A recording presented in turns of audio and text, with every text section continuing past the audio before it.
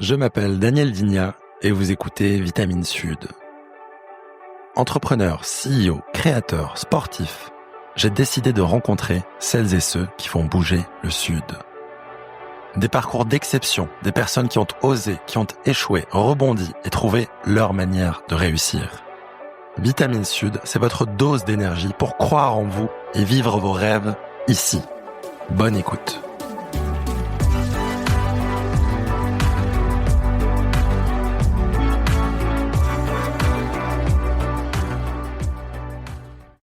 Bienvenue dans ce nouvel épisode de Vitamine Sud. Aujourd'hui, on n'enregistre pas à Hollywood, mais à Martigues. On va décortiquer l'un des pivots entrepreneuriaux les plus spectaculaires et audacieux de notre région. L'histoire d'un homme qui a prouvé qu'avec une vision et une exécution implacable, on peut transformer des hangars industriels en une capitale mondiale du 7e art. Son aventure commence pourtant très loin des strass et des paillettes d'Hollywood.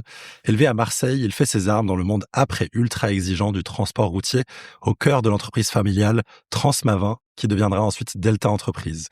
Des camions, des entrepôts immenses, des flux tendus, c'est l'école de la rigueur et du pragmatisme. Mais en 2014, c'est le déclic. L'équipe d'une grande série télévisée s'installe dans l'un de ses entrepôts à Martigues pour un tournage. Là où beaucoup ne verraient qu'une location éphémère, lui a une vision vertigineuse. Il comprend que derrière la magie et le chaos créatif du cinéma, il y a un besoin massif de sécurité, d'espace et d'infrastructures. Il en tire une conviction forte, le cinéma n'est rien d'autre que de la logistique. À partir de là, il fonde Provence Studio et bouscule tous les codes. En une décennie, il ne se contente pas d'aligner des plateaux de tournage, il bâtit tout un univers, il attire la Warner Bros pour des superproductions américaines, s'allie avec les leaders mondiaux de l'industrie et porte aujourd'hui des projets d'investissement à plusieurs dizaines de milliers d'euros pour réindustrialiser nos territoires et créer des centaines d'emplois. De la gestion d'une flotte de camions à la création de son propre institut de formation pour les métiers de l'audiovisuel, il ne gère plus seulement une entreprise, il structure toute une filière pour faire du Sud la nouvelle terre promise du cinéma. Il est l'incarnation d'une ambition locale qui n'a pas peur de regarder l'international droit dans les yeux. Je suis très heureux de recevoir aujourd'hui le président de Delta Entreprise et bâtisseur de Provence Studio. Bienvenue Olivier Marchetti. Merci beaucoup, c'est très élogieux, merci. Comment vas-tu? Impeccable. Est-ce que c'était juste pour l'instant la présentation?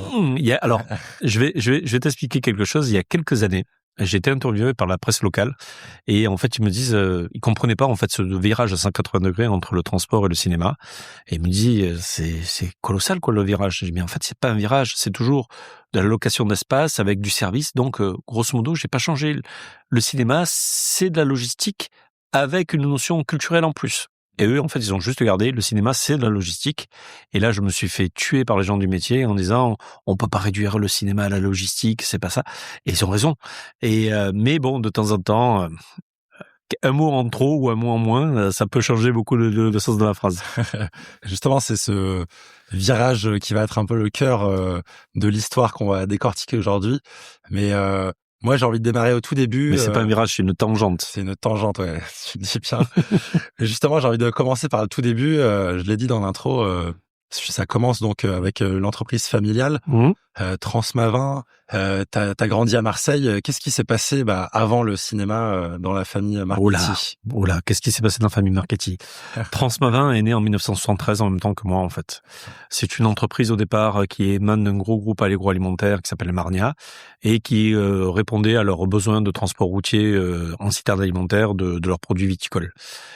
Mon père est cadre dirigeant chez Marnia et il s'occupe plus particulièrement de cette entreprise. Il prend des parts et puis il grandit et grossit en même temps que cette entreprise. Quoi?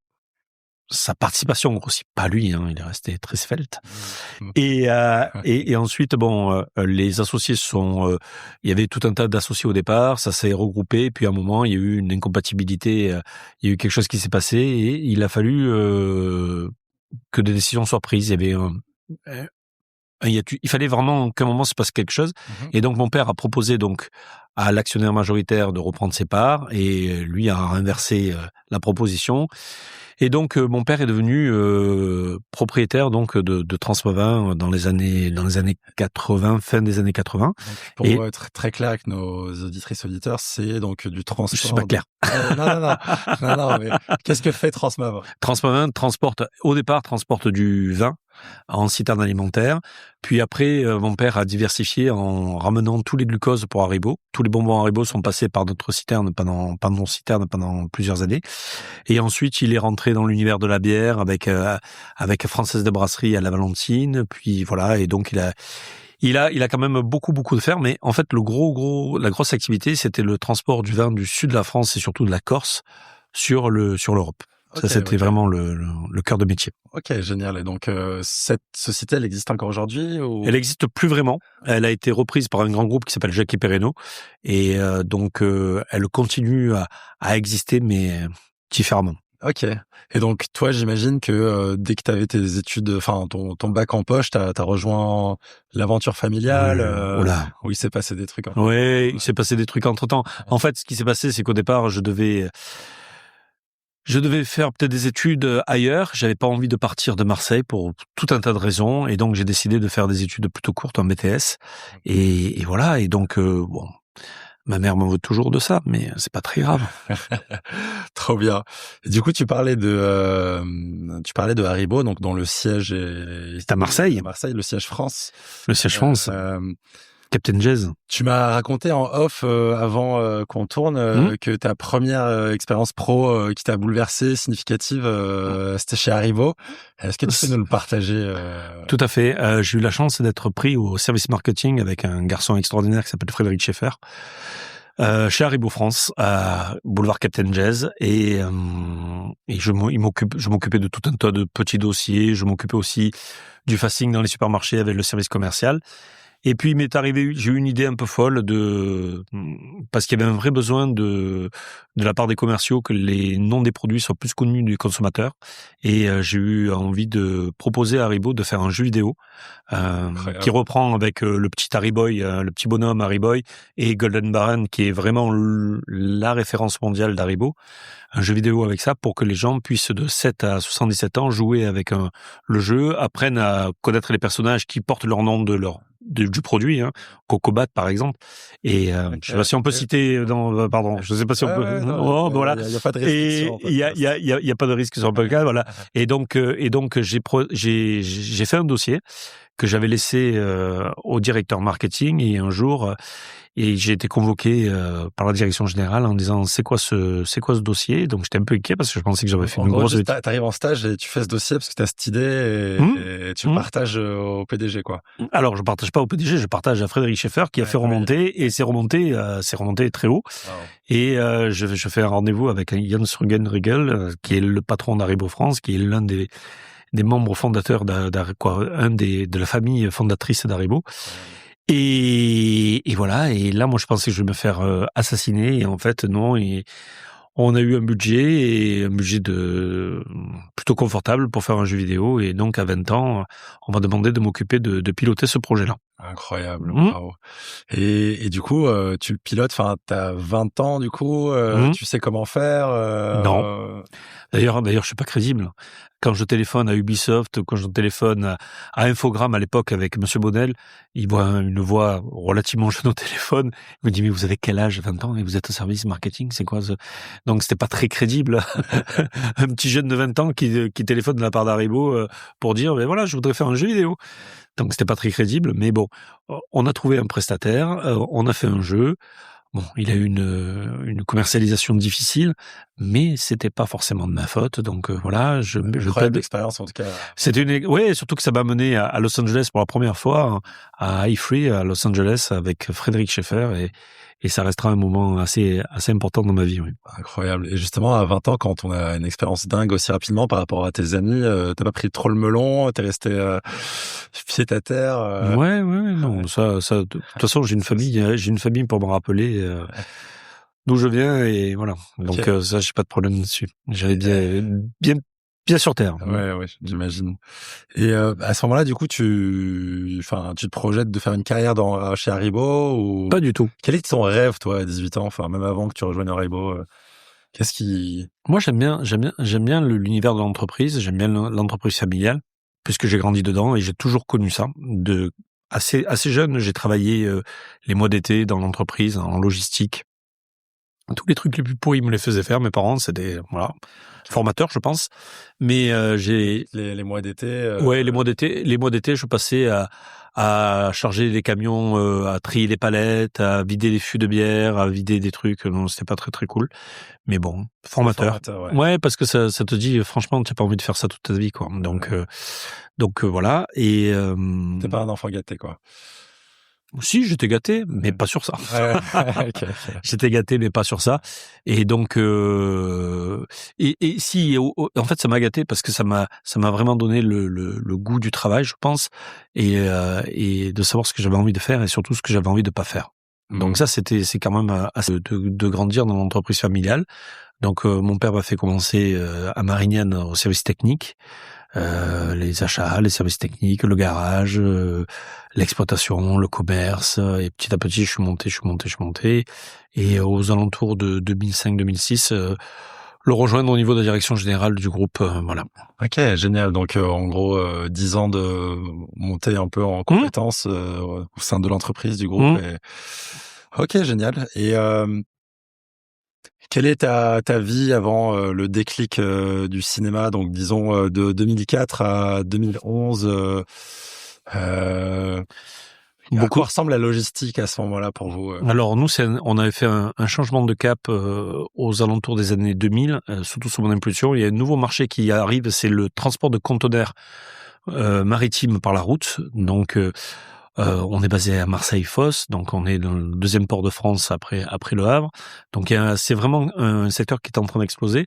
Et donc je rentre à fond là-dedans, je rentre dans l'activité portuaire, je vois qu'il y a un vrai marché avec des vrais gros volumes, puisque c'est vrai que le trafic mondial de conteneurs a évolué de manière assez forte.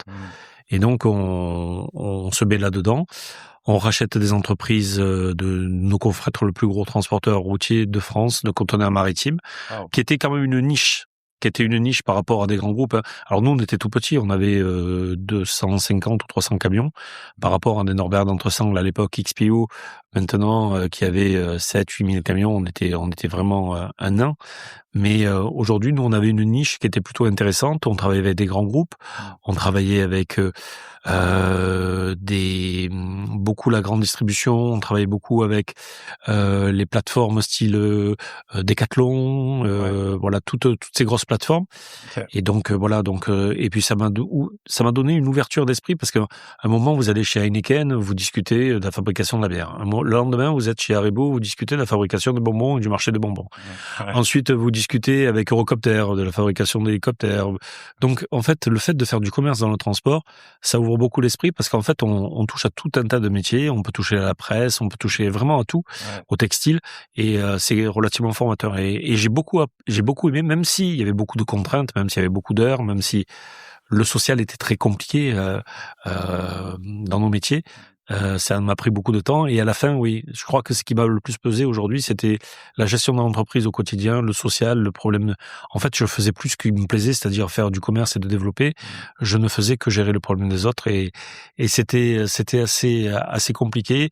Et puis on était dans un contexte 2007, la réforme des ports à Marseille, Sarkozy qui annonce cette grande réforme, et tous les ports de France qui se ferment du jour au lendemain, et c'était 70% de notre business, donc c'est un peu compliqué. Alors d'abord, on a commencé à envoyer des camions à Barcelone, à Gênes, à Anvers, etc. Donc ça a duré un temps assez court, parce que les clients ensuite se sont adaptés à tout ça. Et ce qui a commencé à mettre la structure dans une situation un peu compliquée. Donc voilà. Donc c'est là où le tournant, la tangente. Ouais, c'est là où. Et puis après, il s'est passé un événement malheureux, un gros vol sur une de nos agences qui nous a mis dans une tourmente. Un vol de quoi Un vol de conteneurs, ouais. Un vol de conteneurs, un trafic de conteneurs. Bon, c'est des choses qu'on a presque envie d'oublier, et donc voilà, Transmavin a été cédé à un groupe, à Jacques Perreno, un monsieur assez extraordinaire d'ailleurs. Okay. Et voilà. Ok. Et donc, quand tu parlais de ce tournant là, 2017, en gros, l'entreprise perdait de l'activité. Elle ne perdait pas d'activité. L'activité, il y avait moins d'activité. On perdait pas. On était toujours leader, et on avait toujours notre activité. Mais il y avait une concurrence il y avait le cabotage, il y avait une concurrence internationale. Il y avait des problèmes au niveau des ports, d'attente. Donc on maîtrisait pas tous nos frais. Donc c'était assez compliqué. Et donc, il fallait, et puis, par exemple, quand nous, on achetait un camion, on louait un camion X, les grands groupes louaient X divisé par 2. Donc, il y avait une distorsion de concurrence qui était forte parce que lui, il achetait 7000 camions et nous, on en achetait 100. Okay. Donc voilà. Donc à un moment, on était trop gros ou trop petit, et donc on n'avait pas la bonne taille, donc on pouvait pas rester sur ce marché-là. Donc on a trouvé cette opportunité-là. Moi, ça m'a permis de sauver beaucoup de nous, qui est une très belle boîte, et voilà, ils en sont très heureux. Merci pour ton partage sur cette fin d'aventure Transmavin. Et justement, cette fin était le début d'autre chose.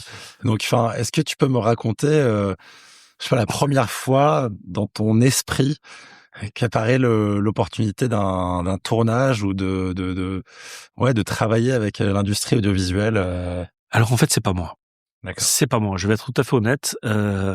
Quelques années auparavant, mon père, sur Marseille, au 26 rue Charles-Tellier, avait déjà accueilli, on venait d'acheter un bâtiment industriel où on avait notre siège, et on l'avait mis en location.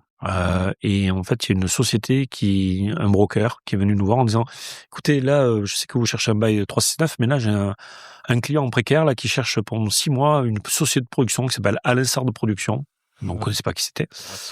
Qui a un film avec Bertrand Blier, qui s'appelle Trop belle pour toi, avec Josiane Balasco, Depardieu, Carole Bouquet, un gros casting. Et ils cherchent un lieu pour établir. Ils vont tourner à Marseille. Ils cherchent un lieu pour construire un studio dans une friche industrielle. Et donc, on a accueilli ce film-là. Ça s'est super bien passé. C'était super rentable. En 6 mois, ils ont payé le loyer d'1 an. Et voilà. Et comme 2 ans après, avec un autre film qui s'appelle Le 2-3 Soleil, où on a la chance de croiser Marcello Mastroianni, incroyable. Ouais. Et voilà. Et donc on en fait 3-4. On a fait aussi un autre film qui s'appelle Hercule et Sherlock avec Charles Schwartz, avec des chiens qui mettent des pizzas dans le micro-ondes, des trucs avec un dresseur de chiens. En fait, moi, je suis tout jeune, je regarde ça, j'hallucine. Je découvre ça avec tout jeune. J'ai juste 18 ans, mais je suis par rapport à maintenant, je suis jeune. Et ça, c'est en quelle année, du coup? Ça devait être 95, parce que j'étais 95-96, parce que j'étais à l'armée. J'étais à l'armée, je passais voir mon père de temps en temps en tenue de mato. À fond dans on était à fond dans le transport. Ouais. Et c'est vrai qu'on voit ce truc-là et c'est hallucinant. Okay. Et là, ça tourne. On fait aussi des séries pour France Télévisions, La Guerre des Tomates, etc. On fait plein de petits trucs. Et puis on a l'un de nos clients principaux, qui est une marque d'alcool, de bière locale, on va dire, de bière internationale, qui a une usine à la Valentine, qui nous dit qu'ils ont besoin de stocker de la PLV, de la publicité sur lieu de vente. Et il faut qu'ils sécurisent, donc ils le sortent de l'usine et ils le mettent chez nous. Okay. Et donc nous, on a un gros contrat, donc on arrête tous nos petits frasques avec le cinéma, et puis on a ce contrat avec notre partenaire, donc ça se passe super bien. D'accord. Mais on arrête le cinéma. Et donc on arrête le cinéma de 96 jusqu'en 2010, où l'un des régisseurs adjoints d'Hercule et Sherlock me rappelle à Martigues en me disant, je suis directeur de production. Il a bien évolué. Ouais. Et je tourne une série pour EuropaCorp TV. C'est quoi, du coup C'est la société de production de Luc Besson, mais plutôt la partie télévision. Une série qui s'appelle No Limit, avec Vincent Elbaz. Ouais. Et il me dit, il paraît qu'il y a des chouettes locaux qui sont très cinématographiques. Est-ce qu'on peut venir tourner le premier épisode chez toi? J'ai dit ouais, super, ça nous fera un peu de... On est toujours dans le transport logistique, hein. Ouais. Ça nous fera un petit peu un petit peu de pub, non, mais même de distraction. Ouais, on va être honnête, hein. C'était assez réjouissant de voir un tournage, même si de temps en temps c'est un peu lourd, mais c'est assez réjouissant. Et donc le tournage se passe là, ça se passe super bien, et on a un entrepôt sous douane. Donc entrepôt sous douane, ça veut dire personne ne rentre. D'accord. Et là, pour une raison que j'ignore encore, la porte est restée ouverte, entrepôt sous douane. Je vois qu'il y a des hommes qui sont rentrés dans une zone réservée sur laquelle ils n'avaient pas droit, et donc je vais moi-même les virer. Voilà. Le plateau. Alors c'est pas le plateau, hein, c'était vraiment à côté du plateau, mais ils sont rentrés dans une zone où ils n'avaient pas le droit de rentrer. Et au moment où je vais les attraper par le col, le réalisateur, qui s'appelle Didier Le Pêcheur, et je le remercie aujourd'hui d'avoir eu cette superbe réflexion, il dit, je mets des guillemets, ils sont cons, ils devraient faire des studios, ça manque de studios en France. Voilà. Et donc, je le sors avec la personne avec qui il était, je l'ai conduit gentiment, parce que c'est quand même le réalisateur, et que voilà, j'ai pas envie de me fâcher avec le réalisateur. Et ensuite, je vais voir le directeur de production, j'ai dit, Laurent, c'est quoi un studio? Oui, il a dit, oula, grande question, il y a plus de studios en France, parce que depuis en fait, la nouvelle vague, tous les studios sont fermés en France. Et là, avec les plateformes qui arrivent, on a de plus en plus de besoins de studios parce qu'on fait de plus en plus de séries. Et les séries nécessitent plus de studios parce que décors récurrents, etc. Donc, c'est un peu dommage. Il y en a plus. Ah bon, d'accord. Et il y a des studios dans le sud? Ouais, il y a un studio à Victorine, mais il y a rien d'autre. Après, c'est que Paris. Mais Paris, c'est cher, et puis ça devient compliqué. Donc, ouais, le studio ici, ce serait bien, quoi. Ça aiderait bien la filière à se développer. Ok. Et donc, je dis, mais est-ce que je peux poser des questions aux gens? C'est quoi un studio? Donc, j'utilise la définition, mais ce que j'avais appris en mercatique à l'époque. Donc, je pose des questions à tous les chefs de poste. C'est quoi un studio? Et ils m'ont tous répondu la même chose. Il faut que mon secteur, c'est-à-dire machinaux, électro, régisseurs, on est à côté du plateau. Et à un moment, un plateau, il y a qu'une porte, quoi. Donc, tout le monde peut pas être à côté du plateau. Donc, là, j'étais un peu dans une impasse. Et donc, j'ai reposé une question de manière différente. J'ai dit, c'est quoi qui est rédhibitoire pour vous? Et en étant là, j'ai eu des réponses. Et de cette réponse, grosso modo, c'était la colonne vertébrale de Pro Studio aujourd'hui. C'est-à-dire un côté production, un côté tournage, lieu, et un côté technique. Et aujourd'hui, ce qui ressemblait étrangement aux plus beaux studios en France, qui étaient les studios de Brie-sur-Marne, qui sont toujours des studios de Brie-sur-Marne, même si on commence qui sont à Paris, dans la région parisienne. Okay.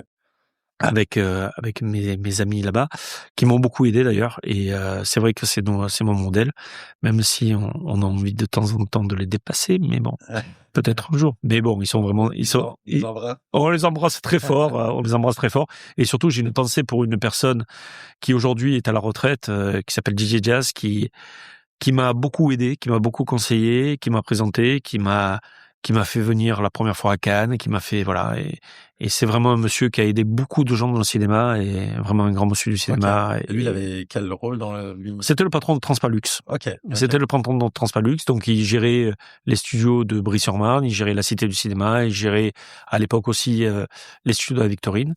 Et donc oui, donc c'était vraiment un grand monsieur c'est un grand monsieur du cinéma. Et il t'a ouvert les portes un peu. Et ouais, il m'a ouvert les portes, et voilà, avec Pascal Bécu, et ils m'ont aidé, m'ont conseillé. Bon, j'ai pas écouté tout ce qu'ils m'ont dit. Voilà, Pascal me disait des fois des trucs. Alors, il avait raison sur beaucoup de choses, mais de temps en temps, il faut un peu pousser. Il faut chacun peu personnaliser. Donc, j'ai un peu personnalisé, mais c'était vraiment déjà bien. Dans tes entretiens tout au début, où tu t'essayes d'apprendre, ok, qu'est-ce qu'il faut dans un studio pour qu'il soit agréable, compétitif, et qu'il attire des productions. C'était important d'avoir tout sur place. Tu parlais du tournage, production, technique. C'est quoi? C'est le post-production. C'est ce que les Américains. Alors ça, c'est plutôt la façon américaine de travailler. C'est ce qu'ils appellent le one-stop shop. C'est-à-dire ils ont tout sur place pour réduire les coûts. Surtout aujourd'hui, il faut réduire les coûts en argent, mais aussi les coûts en CO2. Le fait de limiter les déplacements, c'est quand même un gros avantage. Ça, c'est plutôt la méthode américaine. Donc aujourd'hui, en France, c'est vrai que d'avoir tout sur place, ça permet de réduire les coûts. Moi, je venais d'un univers, on est des cost killers, au niveau du transport et de la logistique, on réduisait les coûts au maximum. C'est vrai que tout ce qui était kilomètres parasites, déplacements, etc., on essayait de limiter. Donc, j'essaie d'appliquer un petit peu ce que je savais faire de mon ancien métier au nouveau métier. Et aujourd'hui, c'était de dire, on va essayer de proposer aux producteurs de tout trouver sur place, même si on leur impose rien, parce que je ne veux rien imposer, parce qu'aujourd'hui, après, comme on a c'est culturel, voilà, c'est une histoire d'homme, le cinéma avant tout. Il y a des gens qui peuvent pas se voir, donc on va pas imposer à des gens de travailler avec d'autres qui n'ont pas envie, donc ça serait contre-productif d'avoir une solution en faisant essayer de descendre les Parisiens, ceux qui étaient déjà du métier, comme un gars qui est l'armurier du cinéma français qui s'appelle Christophe Maratier, qui est assez rapidement venu s'installer ici. Donc j'ai pas eu besoin de monter l'armurerie puisque Christophe l'a descendu. Mais par contre, par exemple, tout ce qui est accessoires de tournage, les props, j'ai trouvé personne qui voulait s'installer, donc on a créé Provence Décoration. Pareil pour les costumes, on a créé Provence Costumes. Ensuite, on a créé de la post-production avec La Planète Rouge. Voilà. On a repris une société de post-production qui s'appelait La Planète Rouge. Ouais. qu'on a été intégré au groupe. Et aujourd'hui, on a les plus grands écrans LED sur Martigues que tu as découvert tout à l'heure. C'est assez intéressant. Ouais. C'est assez intéressant. Et voilà. Et aujourd'hui, ça nous permet d'attirer des grosses productions internationales qui viennent ici parce qu'ils trouvent tout sur place. Et justement, c'est quoi la plus grosse production que tu as pu accueillir ici, que connaîtront nos auditeurs? Oh là, il y en a eu beaucoup. Ou un top 3 alors si. Alors, Serpent Queen, qui est quand même la production de Lionsgate, l'histoire de Catherine Médicis. La Nonne numéro 2, Taxi 5. La Nonne, c'est Netflix. Non, c'est Warner. Warner, pardon. Warner, Voilà. cinéma. La Méchante Nonne numéro 2 qui est venue. Après, Taxi 5, ensuite Gaston Lagaffe. Alors en fait, je vais me faire des ennemis parce que j'ai rien oublié. On me dit tu vas pas citer. Non, alors mais on a aimé. Ils sont tous sur le site de Provence Studio. Oui, ils sont alors presque tous. Ils sont presque tous sur le site de Provence Studio. Donc on a aimé les films de cinéma, on a aimé les séries. Moi, j'ai un petit coup de cœur pour une série qui est avec nous depuis plus de presque 6 ans, si je me trompe pas, qui s'appelle La Stagiaire avec Michel Bernier, qui est une série extraordinaire, qui est une vraie petite famille, qui revient toutes les années. Et en fait, on a une retrouvaille familiale toutes les années avec eux 2 fois par an et on est ravis. Génial. Du coup, moi, je vais revenir au tout début de Provence Studio, parce que tu as dit que, tu as un peu accumulé comme un puzzle toutes les pièces du puzzle avec tous les besoins en décor, costumes, effets spéciaux, etc. Mais au tout début, donc, il y a ce tournage, donc Pascal te met la puce à l'oreille sur il y a pas assez de studios en France. Alors c'est Didier. Pardon, Didier. Okay, Didier. Pascal, c'est le concurrent, quoi. C'est le confrère. Ok, pardon. Confrère. Bon, je vais peut-être faire encore des erreurs, mais merci de m'avoir rectifié. Et du coup, là, quand tu commences là à les accueillir et t'intéresser un peu au milieu, pour toi, à ce moment-là, est-ce que tu veux en faire ton business principal ou ça reste une activité à côté du transport et combien de temps entre ce moment-là précis et je sais pas, t'accueilles une dizaine de productions dans une année, quoi? Alors on a accueilli assez rapidement une dizaine de productions, mais en fait le point culminant de notre activité c'était 2023 où en plein été on a accueilli près de 6 productions en même temps. Wow. Donc La Nonne, Serpent Queen. Ouais, il y avait 2000 personnes sur le site, c'était un énorme. Parce qu'aujourd'hui, t'as combien de plateaux, juste pour je l'ai pas dit en intro? Là, on a 11 plateaux et on va aller à 15 plateaux dans peu de temps. Ça fait combien de mètres carrés? Alors, le bâtiment principal fait 26 000 mètres carrés. On doit avoir à peu près un peu plus de 12 000 mètres carrés de plateaux et tout autant d'ateliers ou loges, bureaux de production, etc. Ouais. C'est énorme. Enfin, juste pour que vous ayez une idée, je suis arrivé sur le parking du lieu, on a l'impression de voir la taille de 2 hyper Auchan, en longueur, quoi. C'est grand, hein. 1,4 km. 1,4 km. Wow. 22 hectares, 1,4 km. Donc si tu veux le faire en courant, tu peux. Et tu fais une belle marche. Les acteurs ici font des footings autour du... Bien sûr. Ouais. On a des gens qui font des footings, etc. En plus, c'est safe, donc c'est cool. Pas mal de femmes qui viennent courir ici à l'intérieur, les salariés qui courent à l'intérieur parce que c'est vrai que c'est safe. Il y a des caméras partout et donc c'est cool. Quand je vais peut-être développer une activité de CrossFit ici. Mais tu voilà. me disais au début, c'était pas ton activité principale. Non. C'est quoi raconte-moi la première année après ce déclic qui est peut-être 2021. 2021, on est passé c'est pas 2014. Non, alors 2014 c'est le début. 2014 ensuite on a fait plein de petits de tournages, même de gros tournages. Hein. On avait Overdrive, on avait Scott Eastwood qui vient ici, on avait Les Tuches 2, on a eu Taxi, on a eu plein de choses qui sont venues tourner ici, mais ça restait marginal, c'est pas l'activité principale. Okay. 2016-2017, on attaque vraiment le dur avec UGC, avec Gaston Lagaffe. D'ailleurs, je crois que j'ai la voiture de Gaston Lagaffe juste derrière moi, donc elle est importante. Et avec un garçon qui s'appelle Benjamin Hayes qui m'a fait confiance parce qu'ils avaient vraiment besoin. C'est la première fois qu'on avait un studio insonorisé, donc on a créé un studio insonorisé pour eux, le plateau 7.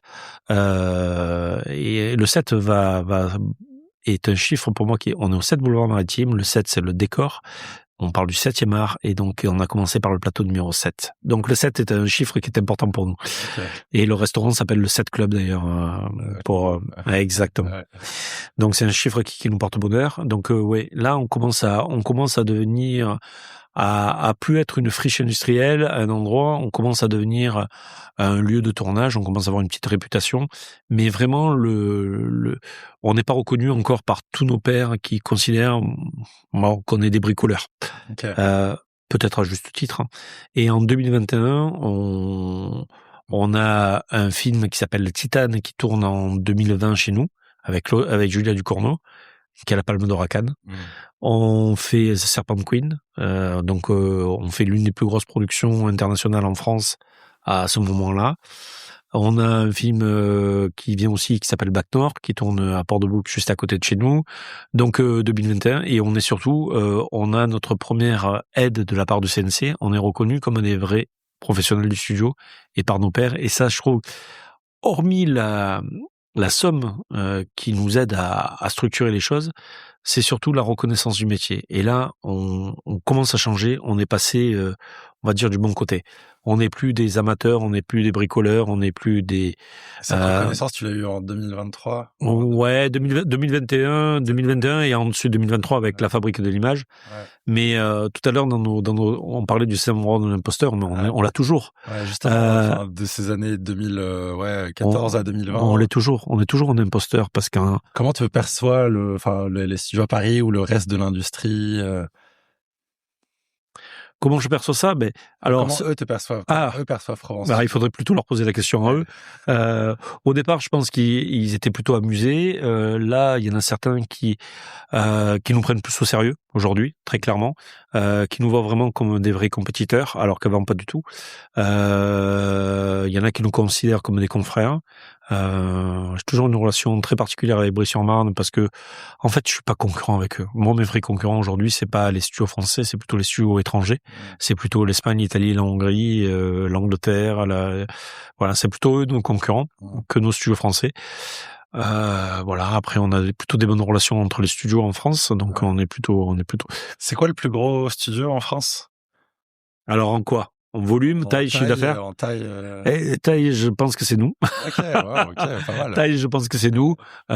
Aujourd'hui, volume d'affaires, je pense que c'est Brie-sur-Marne. Volume d'affaires, c'est pas volume de production, c'est. Ouais, chiffre d'affaires, c'est Brie-sur-Marne. Okay. C'est Brie-sur-Marne. Mais voilà, mais aujourd'hui, on va. C'est jeune, Provence Studio. Ça a 11 ans cette année. Donc on en est très très fiers, quoi. À 11 ans, on a fait quand même une Palme d'Or. Pas beaucoup de personnes ont une Palme d'Or. Titane, Palme d'Or à Cannes. Waouh. Ok, maintenant c'est sympa. Ah ouais. La remise du prix. J'étais à la projection à Cannes.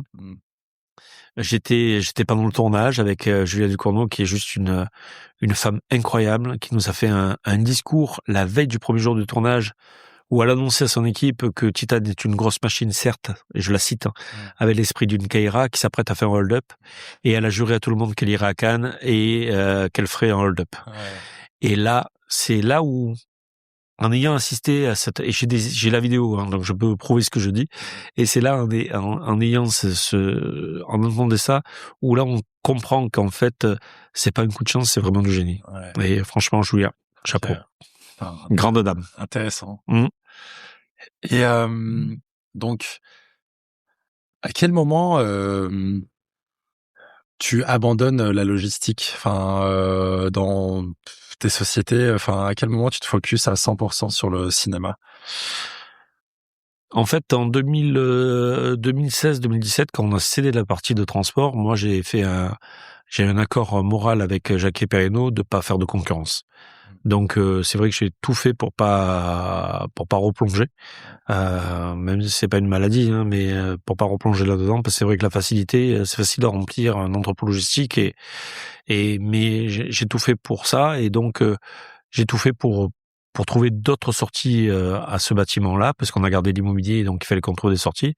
Et dans ces sorties-là, il y avait le cinéma et cette belle aventure. Ok, génial.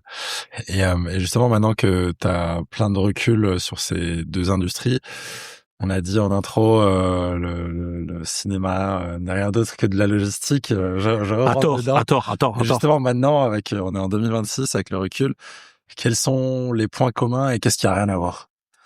C'est toujours la même chose, c'est satisfaire le client, c'est comprendre, détecter leurs besoins, écouter leurs besoins, c'est Donc ça reste de la prestation de service. Hein. Ça reste de la prestation de service. On met des mètres carrés à disposition avec un produit bien spécifique, mais on met de la prestation de service avec une notion culturelle beaucoup plus forte et humaine beaucoup plus forte, parce que les projets ne sont pas des biens de consommation courante, ce sont des œuvres.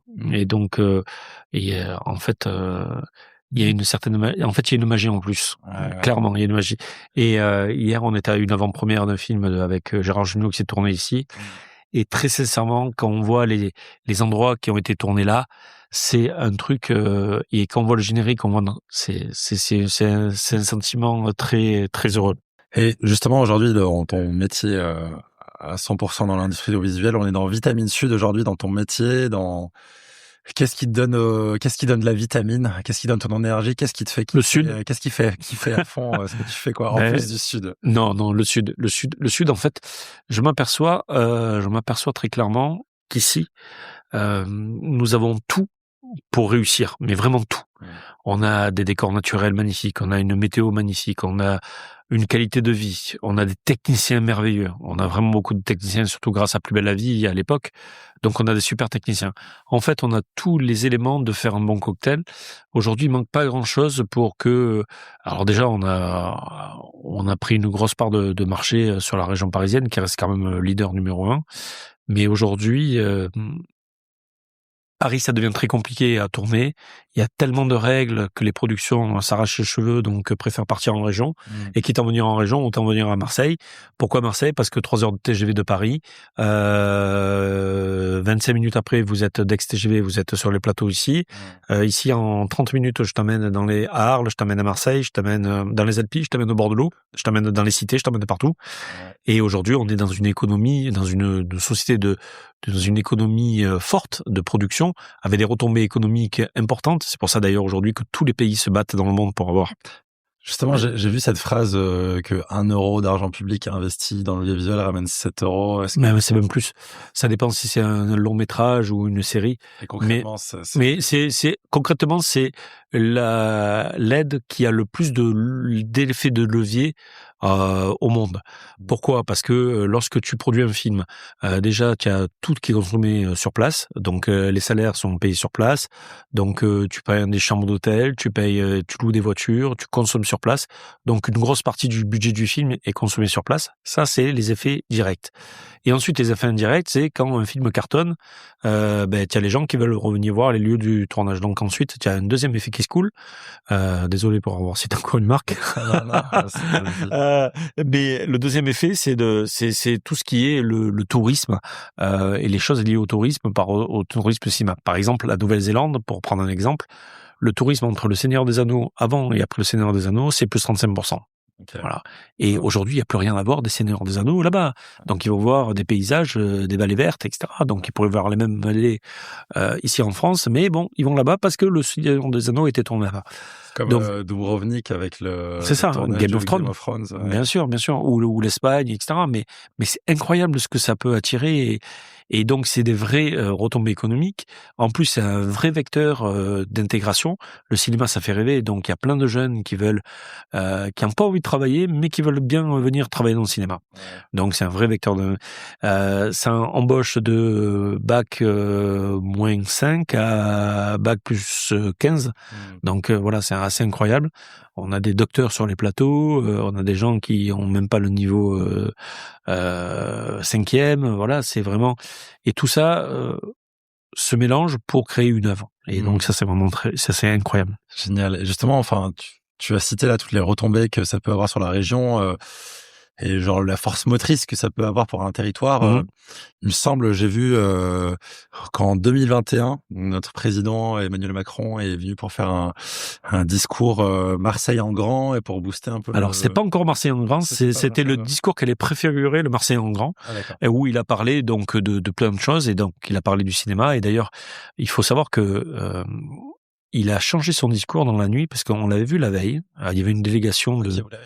On avait eu la chance, on a eu la chance d'être avec une petite délégation, à être reçus dans le fort d'Entrecastro la veille au soir. Où on avait un apéritif, mais qui est arrivé tard parce qu'il avait 2 heures de retard. Okay. Et donc il était venu, il avait parlé à tout le monde. Et lorsqu'on avait pu échanger avec lui, on lui avait expliqué quelles étaient nos attentes, quels étaient les besoins, comment. Et là, il a vu de l'industrie audiovisuelle. Et là, il a vu très clairement qu'il y avait un vrai problème donc il y avait le président du CNC, il y avait Dominique Poutonna qui était avec nous, qui lui avait exposé un plan et ils ont discuté devant nous de ce plan. Et c'est là qu'est né, grosso modo, je pense, France 2030, la fabrique de l'image. Wow. Alors, je pense qu'ils en avaient parlé avant, mais là, en tout cas, ça a été... Et parenthèse pour ceux qui connaissent pas France 2030, donc un grand plan d'investissement. Le CGPI, ouais, tout à fait. C'est un gros plan européen pour aider la réindustrialisation de la France dans tout un tas de secteurs, dont le secteur audiovisuel, et avec un vrai effet de levier, c'est-à-dire que pour 1 euro d'argent de subvention, il faut dépenser 4 ou 5 fois le même montant. Ouais. Donc c'est pas un don, c'est vraiment un effet de levier qui est fort. Et donc là tu parles à Emmanuel Macron.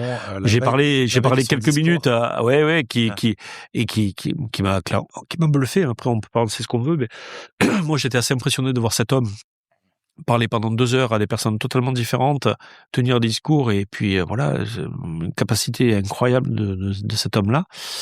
On parle avec lui. Et il est très clair, il a le dossier en tête, alors que personne lui, voilà, il passait de dossier en dossier, et il m'a vraiment bluffé. Et le lendemain, il a fait, et il y avait sa conseillère à la culture qui allait devenir la ministre de la culture, Rima, qui part avec lui, et il rappelle une demi-heure après s'être rentré à l'hôtel.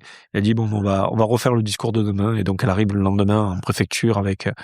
Donc toi, tu dois contribuer à lui envoyer des trucs ou... Non, on n'a pas contribué, non. Et voilà, et puis non, ils ont travaillé ensemble, ouais. Et je pense que sans doute le président du CNC avait dû aussi contribuer à ça. Non, nous on a juste montrer qu'on avait une vraie envie, une vraie volonté de structurer quelque chose, que la France avait besoin de studios. Depuis la nouvelle vague, les studios avaient été détruits, donc il fallait vraiment, et que ça comptait.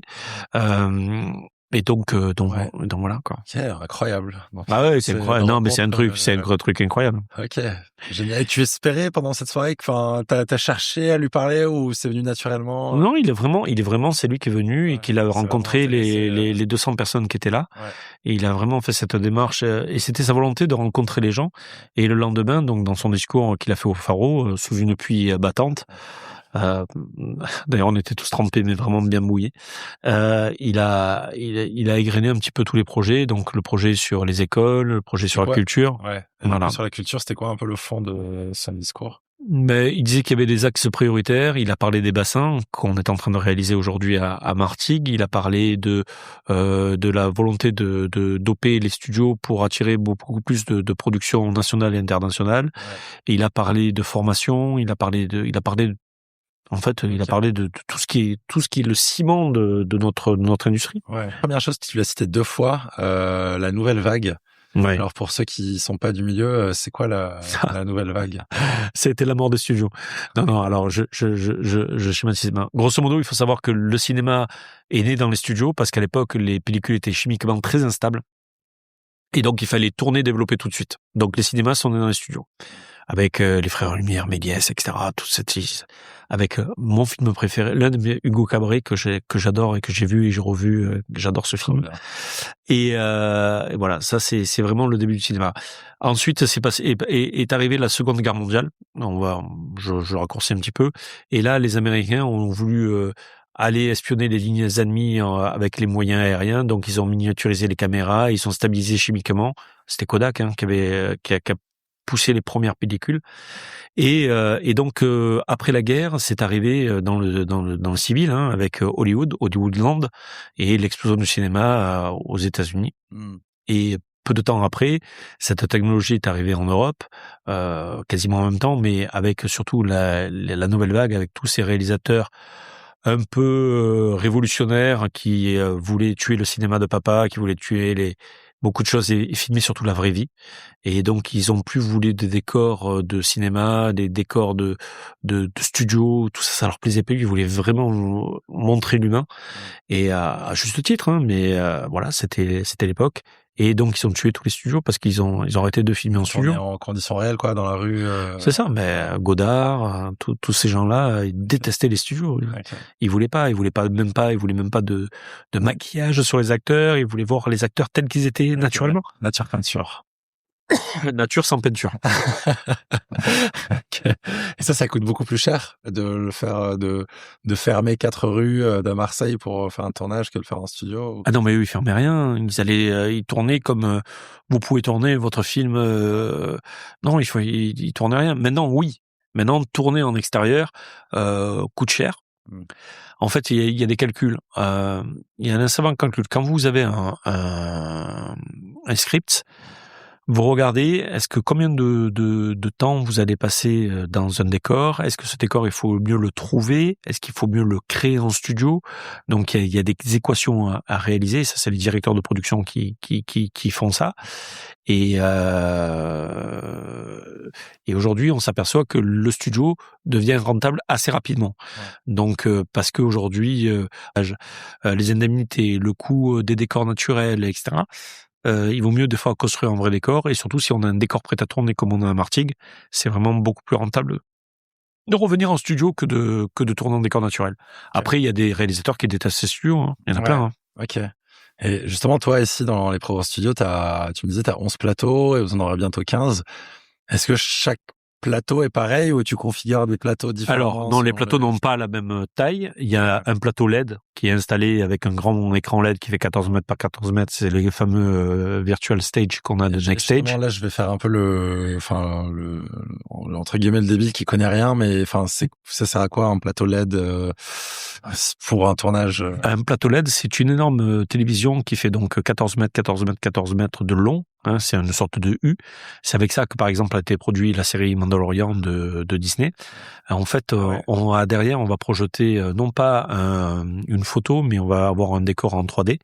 La caméra va être géolocalisée et quand la caméra bouge, le décor va bouger, ce qui va donner aux téléspectateurs l'impression d'être à l'extérieur et non pas à l'intérieur dans un décor naturel parce qu'on n'a pas de problème de parallaxe. On a ça, on a la possibilité de faire des rollings, etc. C'est une nouvelle technologie qui est complètement innovante et qui permet de faire beaucoup de choses, surtout sur les films de science-fiction, mais pas que, les rollings, etc. Donc, on a un studio sur ça, on a une prison, intérieur et extérieur, on a un avion, on a un appartement haussmannien parisien, donc on a beaucoup de Parisiens qui viennent tourner des appartements parisiens à Marseille. Voilà. Donc arrosé. Non, c'est pas l'arroseur arrosé. C'est vraiment un besoin. Et aujourd'hui, cet appartement haussmannien, il tourne plutôt pas mal, quoi, parce que aujourd'hui, ça devient compliqué de tourner à Paris. Donc, ils préfèrent venir tourner ici, dans le sud, un appartement parisien, en faisant des découvertes de Paris. Voilà, quoi. Je comprends. Et sur la prison, t'as des séries un peu qu'on connaît ou des films qu'on connaît qui ont plein. Et en fait, vous la remarquerez jamais parce qu'elle change tout le temps. Okay. Là, le film de Junio a été tourné une grande partie, donc Mouesse Pioche a été tourné une grande partie en prison. Pax Massilia, Plaine Orientale, une si longue nuit, et même des documentaires, L'Homme est à Corse sur Canal+, qui a été tourné là. On fait pas mal de séries avec France Télévisions. Donc oui, la prison tourne bien parce que c'est simple pour eux et surtout la prison, les cellules sont plus larges. Plus grande que les vraies prisons. Tout est praticable. Il n'y a pas de problème de sécurité. Il n'y a pas de problème de bruit. On peut tout maîtriser. Donc, les producteurs aiment bien, lorsqu'il y a beaucoup de prisons, venir dans notre prison. Ok, génial. On a eu des prisons accueillantes. Ça change. Ça change, oui. Donc, on a le plateau LED, les espaces bâtiments haussmanniens, prison et avion. Le train, ok. Donc ça, TGV. Le train, ça c'est un plateau complet? Non, en fait c'est un décor qu'on déplace souvent sur les écrans LED et derrière on a fait une pelure avec un Marseille-Paris et donc on peut stopper le train, arrêter le train, repartir avec le train, refaire des trucs, c'est assez incroyable. Okay, génial. Et donc on a fait une très belle production avec une série qui se retrouve sur Amazon, sur MGM+, donc sur Amazon, qui s'appelle Vanished avec Kayleigh Cuoco, qui a été tournée dans notre train et notre train est juste incroyable. Génial. On est fiers de notre train. Et Et en plus, il est toujours à l'heure. Et ce train, il vous appartient, quoi. C'est votre... Ce train nous appartient. Et justement, pour les décors, est-ce que c'est une production qui arrive avec un besoin et tu produis le décor et après tu le gardes pour d'autres prods, ou est-ce que tu te dis de base, je vais créer tant de décors et j'espère que ça va attirer tes productions? Les deux. Okay. Alors, les deux. Et j'ai des décors prêts à tourner, chose qui n'existait pas avant. C'est-à-dire la prison, des décors très stéréotypés qu'on peut changer. Et parce qu'en fait, les réalisateurs ou les chefs décorateurs détestent travailler dans le décor de quelqu'un d'autre. Donc ça, c'est pas possible. Sauf que je leur ai fait la démonstration. Je dis, mais quand vous allez tous à la prison de la santé à Paris, vous tournez tous dans la même prison. Ah oui, mais c'est une prison. Ben là, c'est une prison. Je te refais la prison de la santé, sauf qu'elle est praticable. Donc après, c'est parce qu'en fait, tu as peur de faire un moins beau décor que ton prédécesseur. Donc, c'est parce que tu es pas... Ah non, mais Et en fait, la prison, elle change tout le temps. Ouais. Elle change tout le temps. Donc, la prison... Donc, on a une prison, on avait une morgue, on avait un tribunal. En fait, très judiciaire. Alors, c'est pas parce qu'on est à Marseille. Hein. C'est partout en France. Hein. Donc, prison, morgue, tribunal, avion, cour extérieure de prison. Voilà, donc on a ces décors prêts à tourner qui servent... Alors, ils ont plusieurs utilités. Un, ça réduit le coût de production parce que c'est vrai que c'est des décors qui se ressemblent beaucoup. Les productions, on les construisent et les déconstruisent. Donc, c'est un coût monétaire et c'est un coût CO2.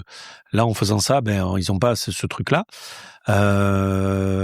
Et surtout, comme le décor reste et que c'est un décor professionnel, par exemple, chez Prend Studio, dès que j'ai créé Prend Studio, j'ai voulu que les écoles puissent venir tourner dans des décors et dans des studios professionnels, sachant qu'ils n'ont pas beaucoup de moyens, en ayant une très faible contrepartie, souvent des contreparties en nature plus que des contreparties numéraires. Et donc, ils nous font des films promotionnels, ils nous font plein de trucs. Bon, on a plein de deals avec les écoles. Et en fait, ils tournent dans des vrais décors qu'utilisent les professionnels. Donc, ça fait upscaler le niveau des étudiants et c'est vraiment très bien. Voilà. Et là, aujourd'hui, tu vas avoir plus de plateaux. Enfin, qu'est-ce que tu veux apporter de plus, du coup, par rapport à ce que vous avez aujourd'hui chez Prend Studio? Est-ce que tu vas apporter de nouveaux décors ou accueillir de nouveaux types de production? C'est quoi un peu tes projets? Alors, bien sûr, on a envie, mais là, par exemple, on est allé l'année dernière à la Paris Creators Week, qui est le salon des nouveaux créateurs, de nouveaux créateurs d'aujourd'hui. On s'aperçoit que dans ces talents-là, il y a souvent les talents du cinéma de demain, et donc on se tourne vers eux et on leur tend la main pour qu'ils puissent se professionnaliser et faire. Et puis on voit, ils sont vraiment capables de faire des trucs assez fous, même plus fous que les vrais réalisateurs. Donc ça, c'est intéressant parce qu'aujourd'hui, enfin, moi, quand j'étais jeune ado, on va dire qu'il y avait des Norman fait des vidéos, des Mister V, etc. Et aujourd'hui, après, c'est vrai que t'en as certains qui produisent leurs propres films ou leurs propres shows, etc. Inoxtag, effectivement. Donc aujourd'hui, ils viennent pour vraiment faire leur propre prod. Et c'est quoi? C'est du cinéma, c'est des shows, c'est les deux. Les deux. Et en fait, aujourd'hui, tout est en train de converger, en fait. D'accord. Tout est en train de converger. C'est-à-dire, tout est en train de converger, c'est-à-dire, par exemple, quand on voit Inoxtag qui diffuse au cinéma et qui fait, je sais pas combien d'entrées sur le ou le 2 jours où il passe, c'est vraiment des produits de très très bonne qualité, quoi. Donc c'est vraiment assez incroyable.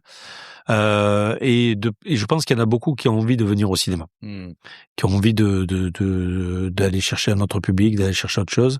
Et donc, nous, on est un peu naturelle. Ouais, je pense, ouais. Okay. Comme avant, les gens faisaient des courts-métrages. Maintenant, les gens, ils font des TikTok. Et puis, il y a des nouveaux talents, il y a des nouveaux réalisateurs. Et puis, c'est comme les gens qui font les Nikon Festival. Aujourd'hui, il y a plein de réalisateurs qui passent par ça. Et donc, nous, on est là pour les aider. Ouais. Ok. Et tu penses quoi des médias traditionnels? Enfin, tu penses que ces créateurs de contenu vont les remplacer, ou est-ce que, comme tu dis, ça va converger, complémentaire? C'est complémentaire parce que de toute façon, tous les médias aujourd'hui se mettent à créer leur chaîne, leurs médias en vertical. Donc il y a plein de choses. Et dans les nouveaux formats, il y a tout ce qui est les short dramas qui cartonnent aujourd'hui, qui sont des vraies productions qui remplacent. Et donc juste pour comprendre un peu le fonctionnement, pour un film, on va dire classique, qui est pas de la creator economy, t'as un scénariste, une boîte de production qui va, on va dire, lever de l'argent en gros pour une production, puis avoir un prévisionnel, bien le dépenser, avoir ensuite des contrats, donc avoir un réalisateur, des équipes, réaliser les tournages avec le budget donné dans des studios de production, puis avoir des contrats de distribution avec des distributeurs. Aujourd'hui, un YouTuber, la créateur économie, c'est sa propre boîte de prod, ou alors c'est la boîte de prod qui va financer un film parce que justement il y a l'image du YouTuber. Les deux. Les deux. Les deux. Là, par exemple, nous, on a aidé des jeunes qui s'appellent les Déguins, avec une boîte qui s'appelle Hyperfocal, qui avait pas un centime, qui est venu tourner dans l'entreprise, qui est venu tourner dans plein de locaux de Provence Studio. Et un jour, il y a des producteurs de cinéma qui sont venus, un garçon qui s'appelle Raphaël Benoyel, qui est venu les chercher en disant, mais moi j'ai envie de vous porter au grand écran. Et d'ailleurs, on est devenu coproducteur avec Raphaël Benoyel, avec First Step. Et voilà, donc ça c'est un modèle. Okay. Après il y en a d'autres de modèles. Donc vous avez les Déguins, vous avez d'autres comme Sous écrou, donc toute cette scène marseillaise où c'est souvent les mêmes, qui créent et qui montent des films et qui font des vrais cartons d'audience, parce qu'ils s'adressent à une population qui était un peu délaissée par le cinéma. C'est-à-dire que les enfants des quartiers, ils vont pas voir du Woody Allen, quoi. Donc là, ça, voilà, sans être cliché. Et j'espère qu'ils iront voir du Woody Allen. Il faut leur montrer du Woody Allen. Mais il y a plein de choses qui s'adressent à tout le monde. Exactement, il faut adresser à tout le monde. Et c'est vrai que ces films-là, c'est un vrai carton. Et voilà. Et donc ces jeunes-là, et aujourd'hui, ils ont des envies, ils ont envie de parler, ils ont envie d'expliquer plein de sujets. Et donc il y a un vrai potentiel. C'est des vrais talents. C'est des vrais talents. Justement, là on parle de la créateur économie. Ils ne sont pas tous, malheureusement. Que t'accompagnes. J'ai pu lire plein de projets, donc suite au discours de Macron, tu parlais de bassin, j'ai vu que t'étais dans, je sais pas, les discussions pour un projet à Marseille, une ancienne usine du sucre, que tu collabores aussi avec un autre studio à Nice. T'es pas seulement, le dirigeant de Provence Studio, t'essayes un peu de faire élever ton territoire. Alors, c'est vrai qu'on essaie de faire travailler le territoire, mais aussi la France. Je suis aussi ami avec les studios de Victorine qu'avec Brie-sur-Marne. Donc, on essaie de travailler. Les studios de Marseille, c'est une autre histoire. On va exploiter les studios à Marseille de la sucrerie à Marseille. Okay. Et ça, c'est pour des studios ou... C'est alors des studios, mais qui sont complémentaires de ceux de Martigues. Okay. Et on opérera, c'est des studios de proximité, avec une grosse place sur la formation. Donc, il y a vraiment beaucoup de choses. C'est un joli projet qui a été porté par la mairie au départ, et donc après c'est un projet privé, mais au départ c'est un projet qui a été initié par la mairie. C'est une volonté de la mairie d'avoir des studios dans les quartiers nord de Marseille. C'est une volonté aussi du président de la République qui voulait faire entrer la culture dans les quartiers nord de Marseille. Et donc on s'est engouffré là-dedans et on a cherché le moyen de faire ça, surtout qu'on avait une vraie demande. Tout ce qui est par exemple les Pax Massilia, tous ces produits-là sont déjà tournés à Marseille chez nous. C'est encore une friche industrielle, mais ça va devenir assez rapidement des vrais studios qu'on opérera à Marseille. Donc ça c'est un joli dossier. Les bassins de tournage, j'ai toujours rêvé de faire des bassins de tournage. On est au bord de l'eau et là on a un projet avec une grosse plateforme, mais alors là, par contre, je pourrais jamais rien dire, où on va avoir des gros bassins en studio et on va faire plein de bêtises. Voilà. Donc j'imagine, ce sera pas loin de l'étang de mer. L'étang de mer va être une partie prenante là-dedans, mais on jouera pas l'étang de mer, ça c'est sûr. Ok, ça marche. Olivier, on est surtout dans un podcast d'entrepreneur. J'essaie de me mettre à ta place en train de monter un business dans l'audiovisuel avec le prisme des studios de production. Comment on fait grossir un business comme ça? C'est quoi une stratégie de croissance? Il faut que tu aies de plus en plus de production, ou des productions qui restent de plus en plus longtemps, ou qui dépensent de plus en plus. Comment est-ce qu'on grossit dans ton domaine? Il faut diversifier les risques. Il faut avoir de la clientèle nationale, internationale. Il faut avoir de la série, il faut avoir du long métrage, il faut avoir du cadre d'économie qui peut tomber à un instant T, qui peut s'enrayer, et donc il faut compter sur les autres. Donc il faut diversifier. 2, il faut mouiller sa chemise, il faut aller de partout. Il faut parce que c'est un petit monde, mais donc il faut mouiller sa chemise vraiment pour aller sur les salons professionnels, Festival de Cannes, Série Mania, il faut aller à La Rochelle, il faut aller de partout, il faut aller aux États-Unis. D'ailleurs, je pars aux États-Unis dans peu de temps. Avec la BPI et avec le CNC. Donc ça, c'est vraiment important de couvrir et de parler, de porter et de montrer, parce que Je dis pas qu'on a une mémoire de poisson rouge dans le cinéma, mais c'est vraiment de temps en temps loin des yeux, loin du cœur, donc on oublie vite. Ouais. Donc il faut être très présent. Mm. Et aujourd'hui, notre but à nous, c'est d'augmenter notre capacité de notre capacité d'accueil, d'augmenter notre turnover, notre chiffre d'affaires, pardon. C'est comme un hôtel qui a 100 chambres. C'est T'as ça. envie de remplir les 100 chambres et de rajouter du service dans les chambres. Exactement. Ok, ça marche.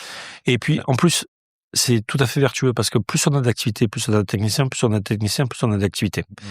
Donc, c'est vertueux. Et donc, aujourd'hui, il y a une vraie volonté de la région Sud et de son président Renaud Muselier d'aller là-dedans. Et je l'en remercie parce qu'il a toujours été un fervent support défenseur de ça. Et il a une politique très volontariste au niveau du cinéma à Marseille. C'est pour ça que Marseille, aujourd'hui, crève clairement l'écran. Il y a une vraie dynamique. Incroyable. Et ça date de quand, l'année de 2021, de discours, justement? Ouais, alors un petit peu avant, mais il y a toujours eu des films à Marseille, mais on venait tourner uniquement la carte postale, et puis après on montait sur Paris. Maintenant on fait tout ici. Okay, voilà. Okay. Donc ça c'est bien. C'est bien dit. Ok, très clair. Quelle est ton ambition à 2030? Oh là d'être un peu moins fou. C'est la réussite, ça va. Ouais, alors, en fait, on juge la folie après. On dit, mais en fait, on est des fous, en fait. C'est ça. Parce que sur le coup, on le voit pas arriver. Donc, non, tu vois pas les risques. Non. L'ambition, c'est de sécuriser le modèle économique, de sécuriser tout ça. Ça, c'est vraiment mon ambition. Ouais. C'est pas qu'on est en danger aujourd'hui, mais aujourd'hui, il y a des nouvelles technologies qui sont là, comme l'intelligence artificielle, et donc il faut vraiment être au diapason. Au diapason. Alors c'est pas au diapason, mais il faut vraiment être à l'écoute et avoir une veille technologique très forte pour être sûr de pas un jour dire il y a plus besoin de tournage en fait. Alors ça j'y crois pas du tout. Justement, quel est ton point de vue là-dessus? Alors il va y avoir un gros choc dans l'animation parce que les gens qui n'ont pas pris le virage de l'intelligence artificielle dans l'animation risquent de souffrir beaucoup, malheureusement. Mais bon, après ça fait c'est malheureux, mais je pense qu'il y en a beaucoup qui vont souffrir. Dans le cinéma, il y a de la post-production qui va souffrir parce qu'il y a beaucoup de trucs qui vont être automatisés grâce à l'intelligence artificielle, qu'on le veuille ou qu'on le veuille pas. Donc aujourd'hui, il faut avoir une capacité à rebondir, à se servir de ces outils-là. Après, aujourd'hui, il n'y a aucune clarté au niveau de l'intelligence artificielle, au niveau des sources. Donc ça, c'est vraiment un vrai problème. Donc tant que ce problème-là est posé, on est protégé nous au niveau donc un petit peu du live, mais le jour où les choses vont changer, peut-être ça changera pour nous. Mais en tout cas, il faut vraiment être à l'écoute et regarder un petit peu les tendances du marché. Et aujourd'hui, il y a des outils qui sont juste époustouflants. Ouais. Et toi, tu vois déjà un gain de productivité. De toute façon, on n'a pas le choix.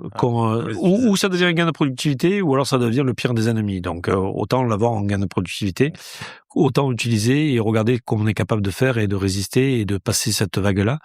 Et tu penses pas que justement dans un monde où tout pourra être créé par l'IA, il y aura quand même un besoin justement de safe place sans IA ou de vrais créateurs de contenu qui sont des humains. Tu sais ce qui me rassure, c'est qu'aujourd'hui, quand tu vas voir un film, tu as envie de savoir qu'il y a un acteur en chair et en os, parce qu'on a une relation toujours, tout le monde a une relation particulière avec le cinéma, avec des acteurs, voilà. Donc sans être le mode fade, même si on l'est déjà, mais sans être truc-là, il y a quelque chose.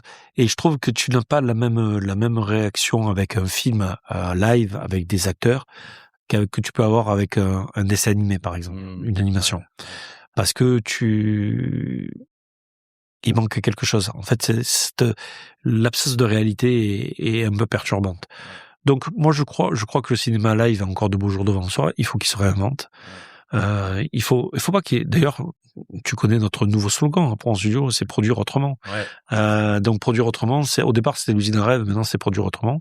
Produire autrement, c'est quoi? C'est produire dans le sud, c'est produire avec de nouvelles technologies, c'est de produire de manière totalement écologique. Et ça, c'est vraiment un gros aspect. Ouais. D'ailleurs, juste là, tu as le petit le petit Global Production Award qu'on a reçu en 2024, sur lequel on était très fiers. C'est nos pairs qui nous l'ont décerné pendant le Festival de Cannes.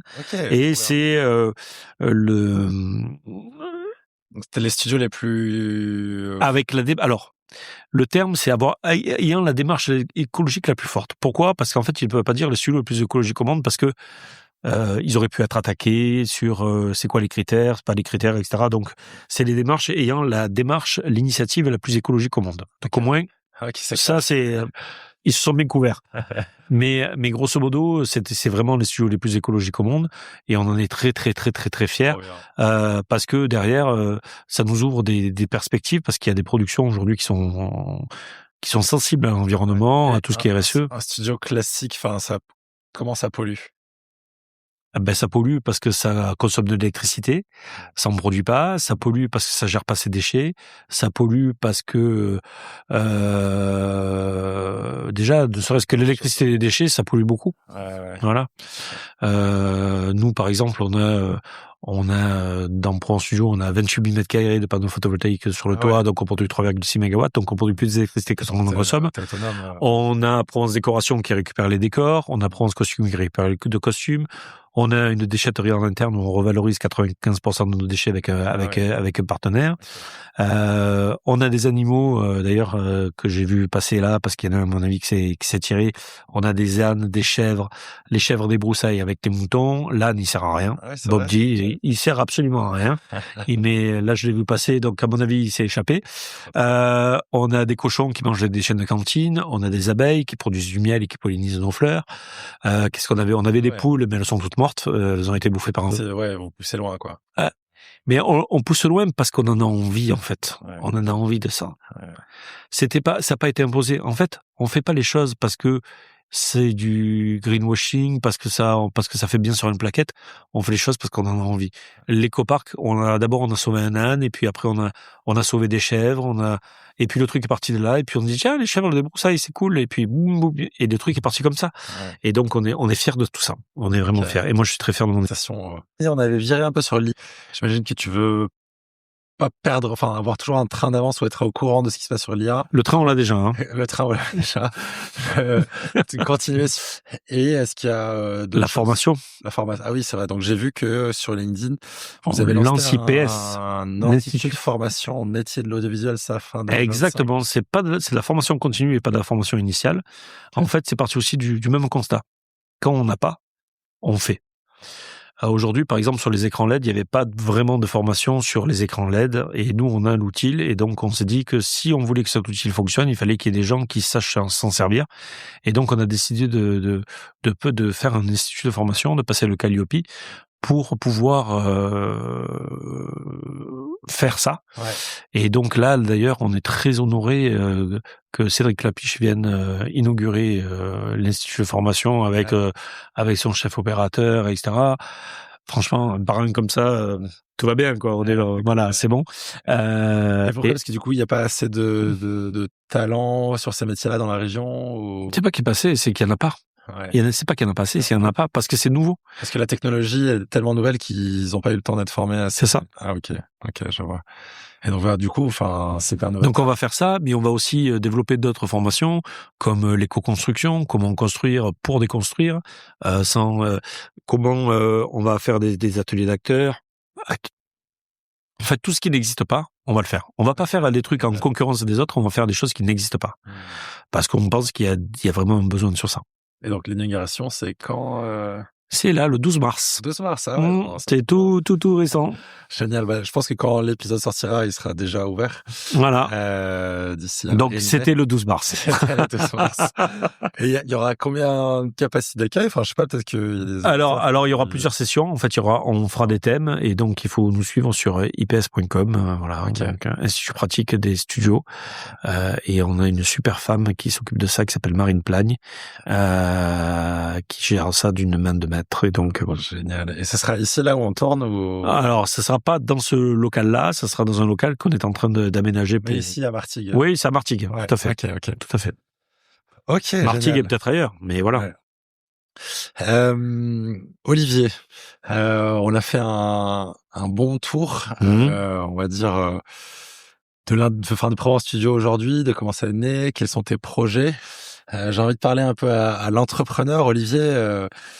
Tu as eu d'abord une casquette logicien, maintenant une casquette de producteur.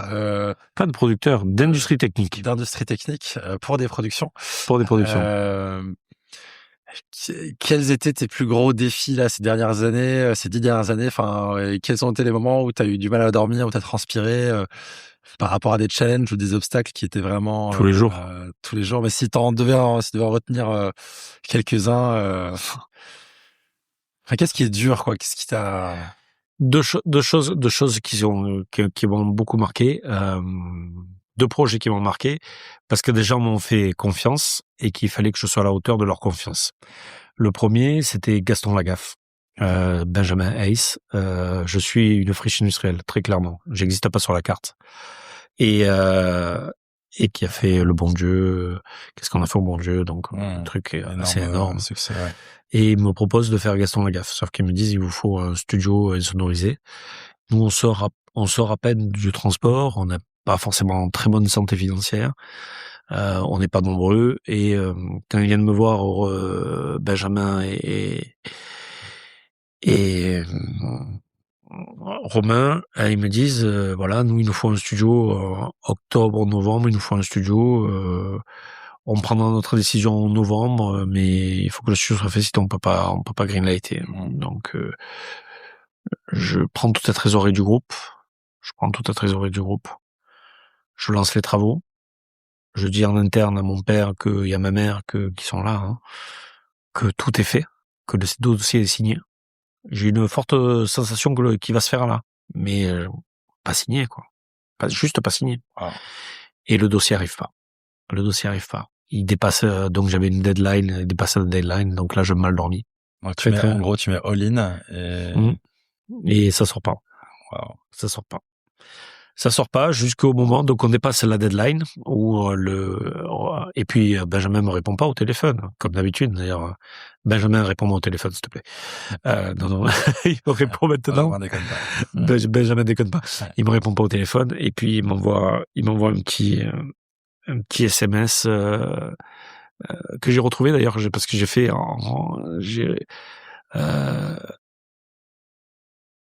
c'était à 12h43.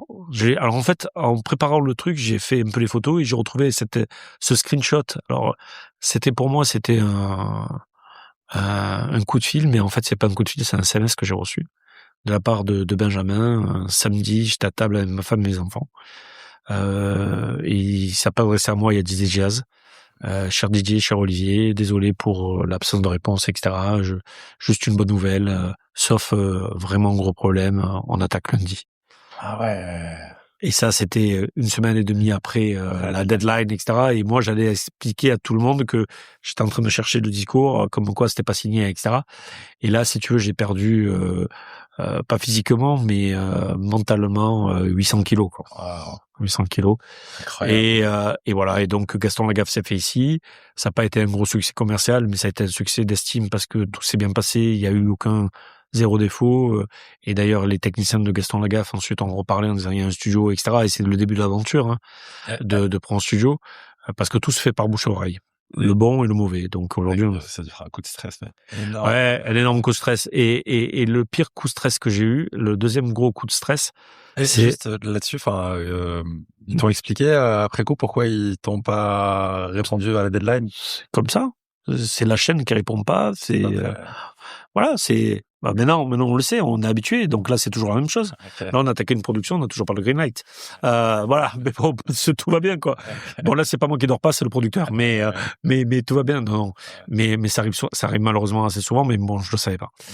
Et le deuxième énorme truc, et je dois tirer mon chapeau à quelqu'un qui compte beaucoup pour moi, qui s'appelle John Bernard, qui est l'un des plus gros producteurs exécutifs français. Ils sont pas nombreux, ils sont on va dire, se compte sur les doigts d'une main, voire deux, mais plus d'une main. Et John fait partie pour moi des trois meilleurs.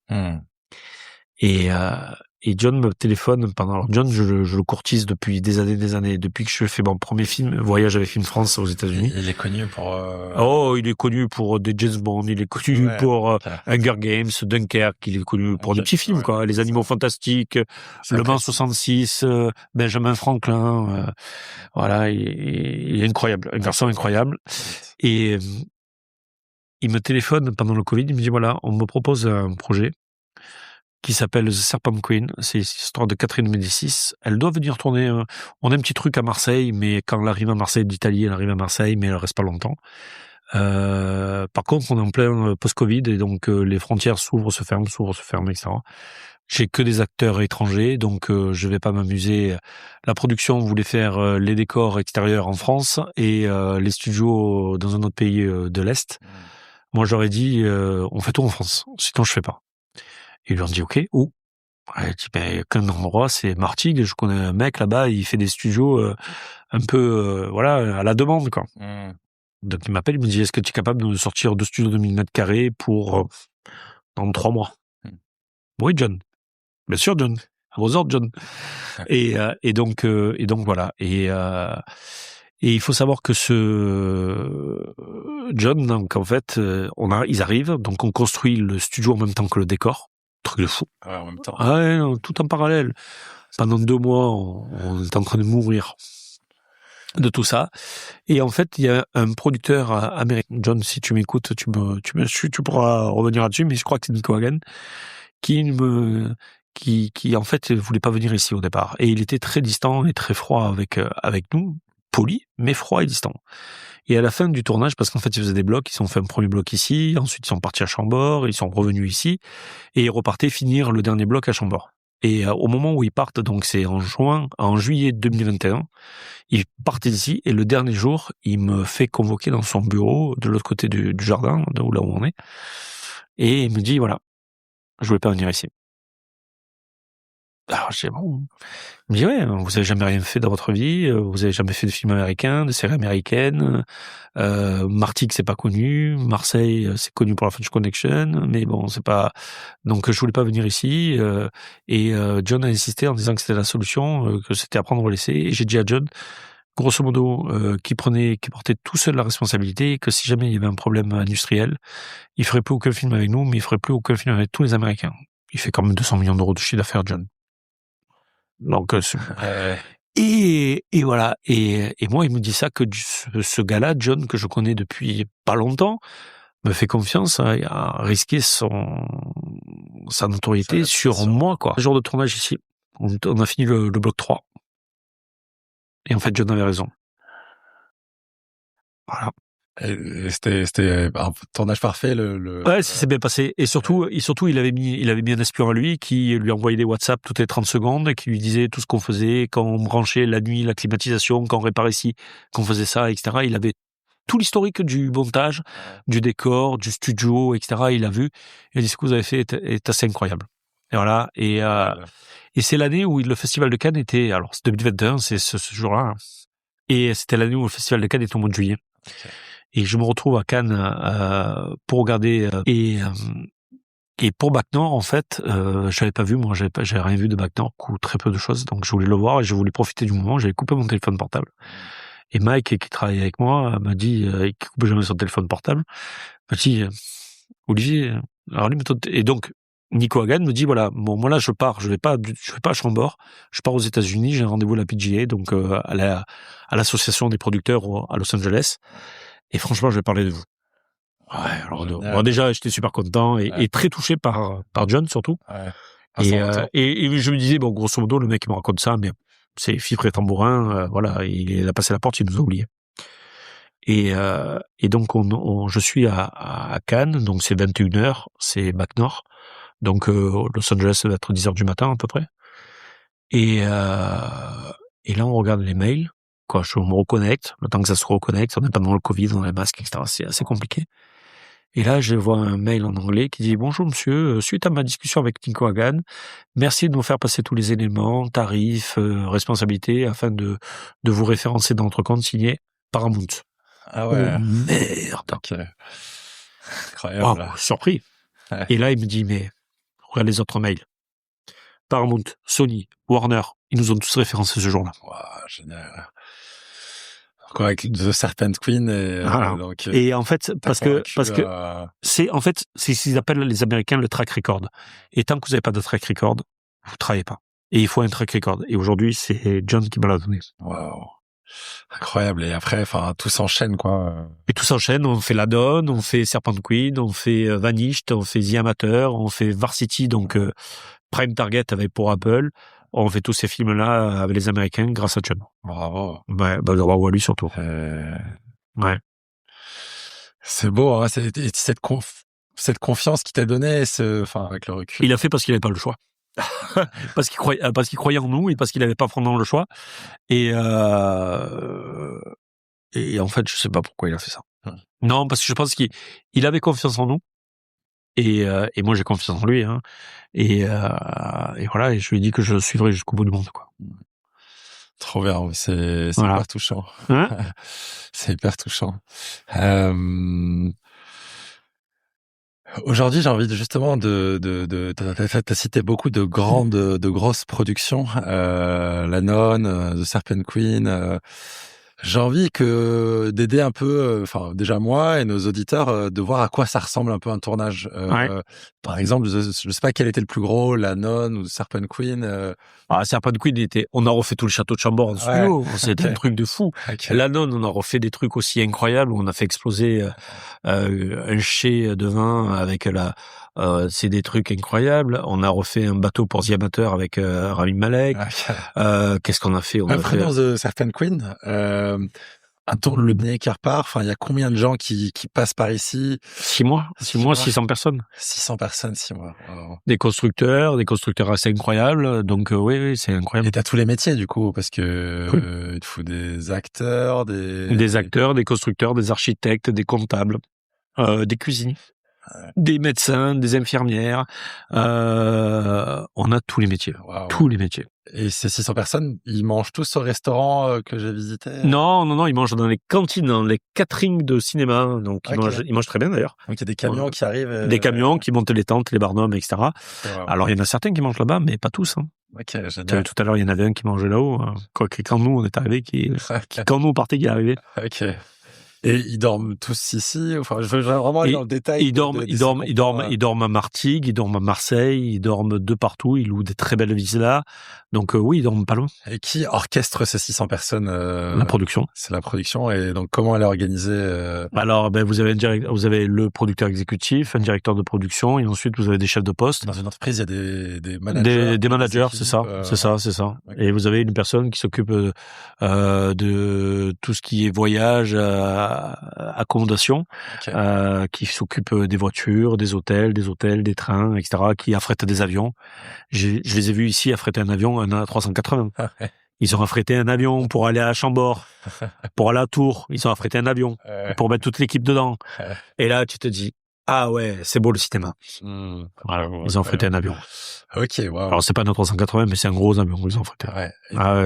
Et toi, justement, si on reste sur The Serpent Queen, que c'est le tournage qui peut faire la bascule. Ouais, c'est le tournage qui a fait la bascule. Toi, comment tu le vis ces 6 mois? Enfin, t'es au four et au moulin, H24, tu dors pas, t'essayes de faire en sorte qu'ils aient tout et qu'il y ait aucun problème. Mais t'imagines, on a un problème, l'actrice elle se barre, là tout s'arrête. L'actrice se barre, tout s'arrête. Donc ouais, il faut faire tout. Il faut que tout soit millimétré. Il fait trop chaud dans le studio, l'actrice peut se barrer.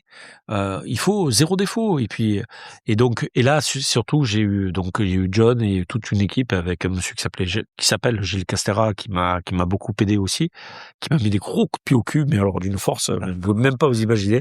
Et je dirais pas il nous a, donc ouais, four et moulin, ouais. Jour, nuit, et toute l'équipe était là sur le pont avec moi. Après en studio, on a fini des fois très tard, on a commencé très tôt, et tout le monde était là et tout le monde savait quels étaient les enjeux et tout le monde était au rendez-vous. Ok, donc tout le monde c'était 6 mois intenses quoi. C'était 6 mois de fou. Ouais. 6 mois de fou. Et juste par rapport à la boîte de prod entre vous, Provence Studio, l'hôte du lieu et la boîte de prod, quel était votre rôle par rapport à la boîte de prod? Alors nous, en fait, on travaille avec un producteur exécutif qu'on appelle line producer aux États-Unis, qui est le représentant de la boîte américaine, qui était Lionsgate. Et donc, nous, notre contact, c'est John Bernard. John Bernard a ses équipes. Et eux, ils ont contact avec les Américains. Et des fois, on rencontre les Américains dans le jardin. Okay. Et alors, il y a un truc, un jour, où là, on se dit, waouh, c'est quand même un autre monde. On a sur une production, on a un producteur américain qui vient, et c'est son anniversaire, et là, on reçoit sur la table de régie des gâteaux énormes. Des gros vanilla cake, des trucs comme ça. Et on voit le truc avec marqué offert par Tom Cruise pour son ami Erwin. Et là, on dit, putain, le mec, il a offert, il est allé des États-Unis, il a commandé des gâteaux, des vanilla cake comme il aime ici, qu'il a fait fabriquer ici. On a reçu des gâteaux, il a offert des gâteaux à Tom Cruise a offert des gâteaux. C'est incroyable. Ah, incroyable. Wow. Et justement, j'imagine, tu vas au Festival de Cannes depuis de nombreuses années. Tu côtoies le monde people, on va dire. Pas vraiment. Pas vraiment, non. Pas vraiment. Non, on a demandé quelles sont les rencontres les plus dingues que t'as fait. Tom Cruise dans les toilettes. Tom Cruise dans les toilettes. Tom Cruise dans les toilettes du Palais Festival lorsqu'il fait Top Gun. Voilà, après la série, après le film, etc. J'ai une grosse envie d'aller aux toilettes et je vais vite aux toilettes et à ce moment-là, je sais pas pourquoi, en fait, je me retrouve moi tout seul avec Tom Cruise dans les toilettes. Voilà. Surréaliste. Okay, ça arrive, quoi. Je pense qu'il avait pas vu que j'étais là, en fait. Parce que sinon, je pense qu'il serait pas rentré. Mais voilà. Donc, non, mais en fait, c'est des gens incroyables. C'est des gens gentils pour la plupart. Pour la plupart. Normaux, au final. Oui, c'est vraiment des gens normaux, vraiment des gens gentils. Pour la plupart. Bon, bien sûr, il y a quelques gens bizarres. Mais il y en a vraiment pas beaucoup. Ouais. Il y a pas, toi, quand t'as des tournages ici, il y a pas chaque acteur qui a besoin un peu de sur sa. Ils ont tous perso. Ils ont tous des petites errata, mais franchement, ça reste très, très, très, très, marginal. très marginal. Ouais, okay. C'est vraiment des gens bien. Ouais, c'est vraiment des gens bien. On parlait du Festival de Cannes. Moi, je n'y suis jamais allé. Je pense qu'on est 90% là à écouter qui sont jamais allés. Enfin, ça ressemble à quoi un peu les coulisses? Il y a beaucoup de fantasmes autour du Festival de Cannes. Pour nous, industrie technique, c'est l'enfer. Ah ouais. C'est de travailler de 7h30 du matin à 23h le soir pendant 14 jours, 10 jours non-stop. Okay, ouais. À marcher un nombre de pas incalculable, à se changer, à se mettre en tenue pour aller voir des films. Bon, on n'en voit pas beaucoup de films, parce qu'on a vraiment beaucoup de rendez-vous. On enchaîne les rendez-vous. Ouais, on enchaîne les rendez-vous. Et surtout avec des producteurs ou... Ouais, ça nous arrive de manger 4 fois le même midi, on mange 4 fois, parce qu'en fait, tu sors d'un rendez-vous, tu croises quelqu'un, je vais manger, tu viens avec moi? Allez, viens jouer avec toi. Et donc, en fait, le mec dit, tu manges pas? Non, c'est bon, je fais pas au régime, etc. Tu viens de sortir déjà d'un repas. Et des fois, ça nous arrive 3 à 4 fois. Ouais. On doit boire 1,5 milliard d'eau pétillante d'une marque locale, qui est complètement folle. Parce que si tu bois autre chose, tu exploses. Non, t'as tout le monde, t'as toute l'industrie mondiale, même le gratin américain. Alors le gratin américain, on le voit pas. Hein. On les voit pas, ils restent dans les grands hôtels et nous, on n'est pas dans les grands hôtels. Donc on les croise des fois dans le palais. Il y a des très beaux moments. Avec des cérémonies, avec des palmes d'or d'honneur, avec Harrison Ford, avec tout ça. Donc oui, on croise. Donc oui, il y a beaucoup de monde. C'est pas là où on fait de business, mais il faut y être parce que c'est vraiment comme La Rochelle où là c'est vraiment du business plutôt pour la série, mais pour le cinéma, c'est quand même très important. Ouais, j'imagine. Olivier, avant je t'ai parler de tes plus gros challenges, tes plus grosses difficultés. Là, à l'inverse, quand tu regardes en arrière, de quoi es-tu le plus fier? Et qu'est-ce que tu soufflerais à l'oreille d'Olivier qui a 18 ans? Ah ouais. La question qui tue. Crois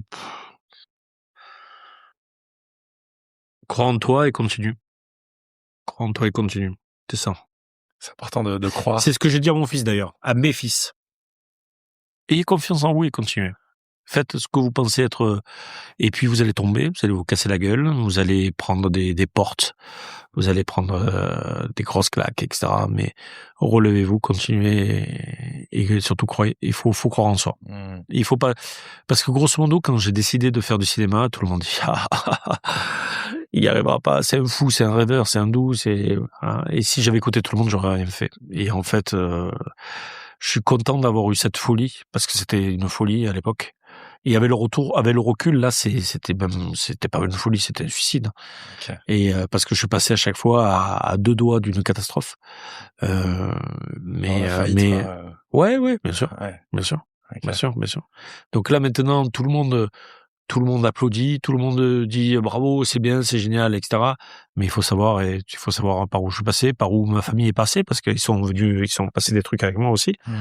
Ça a été compliqué. C'est à partir de quand que les projecteurs sont mis sur toi et t'ont reconnu, adoubé?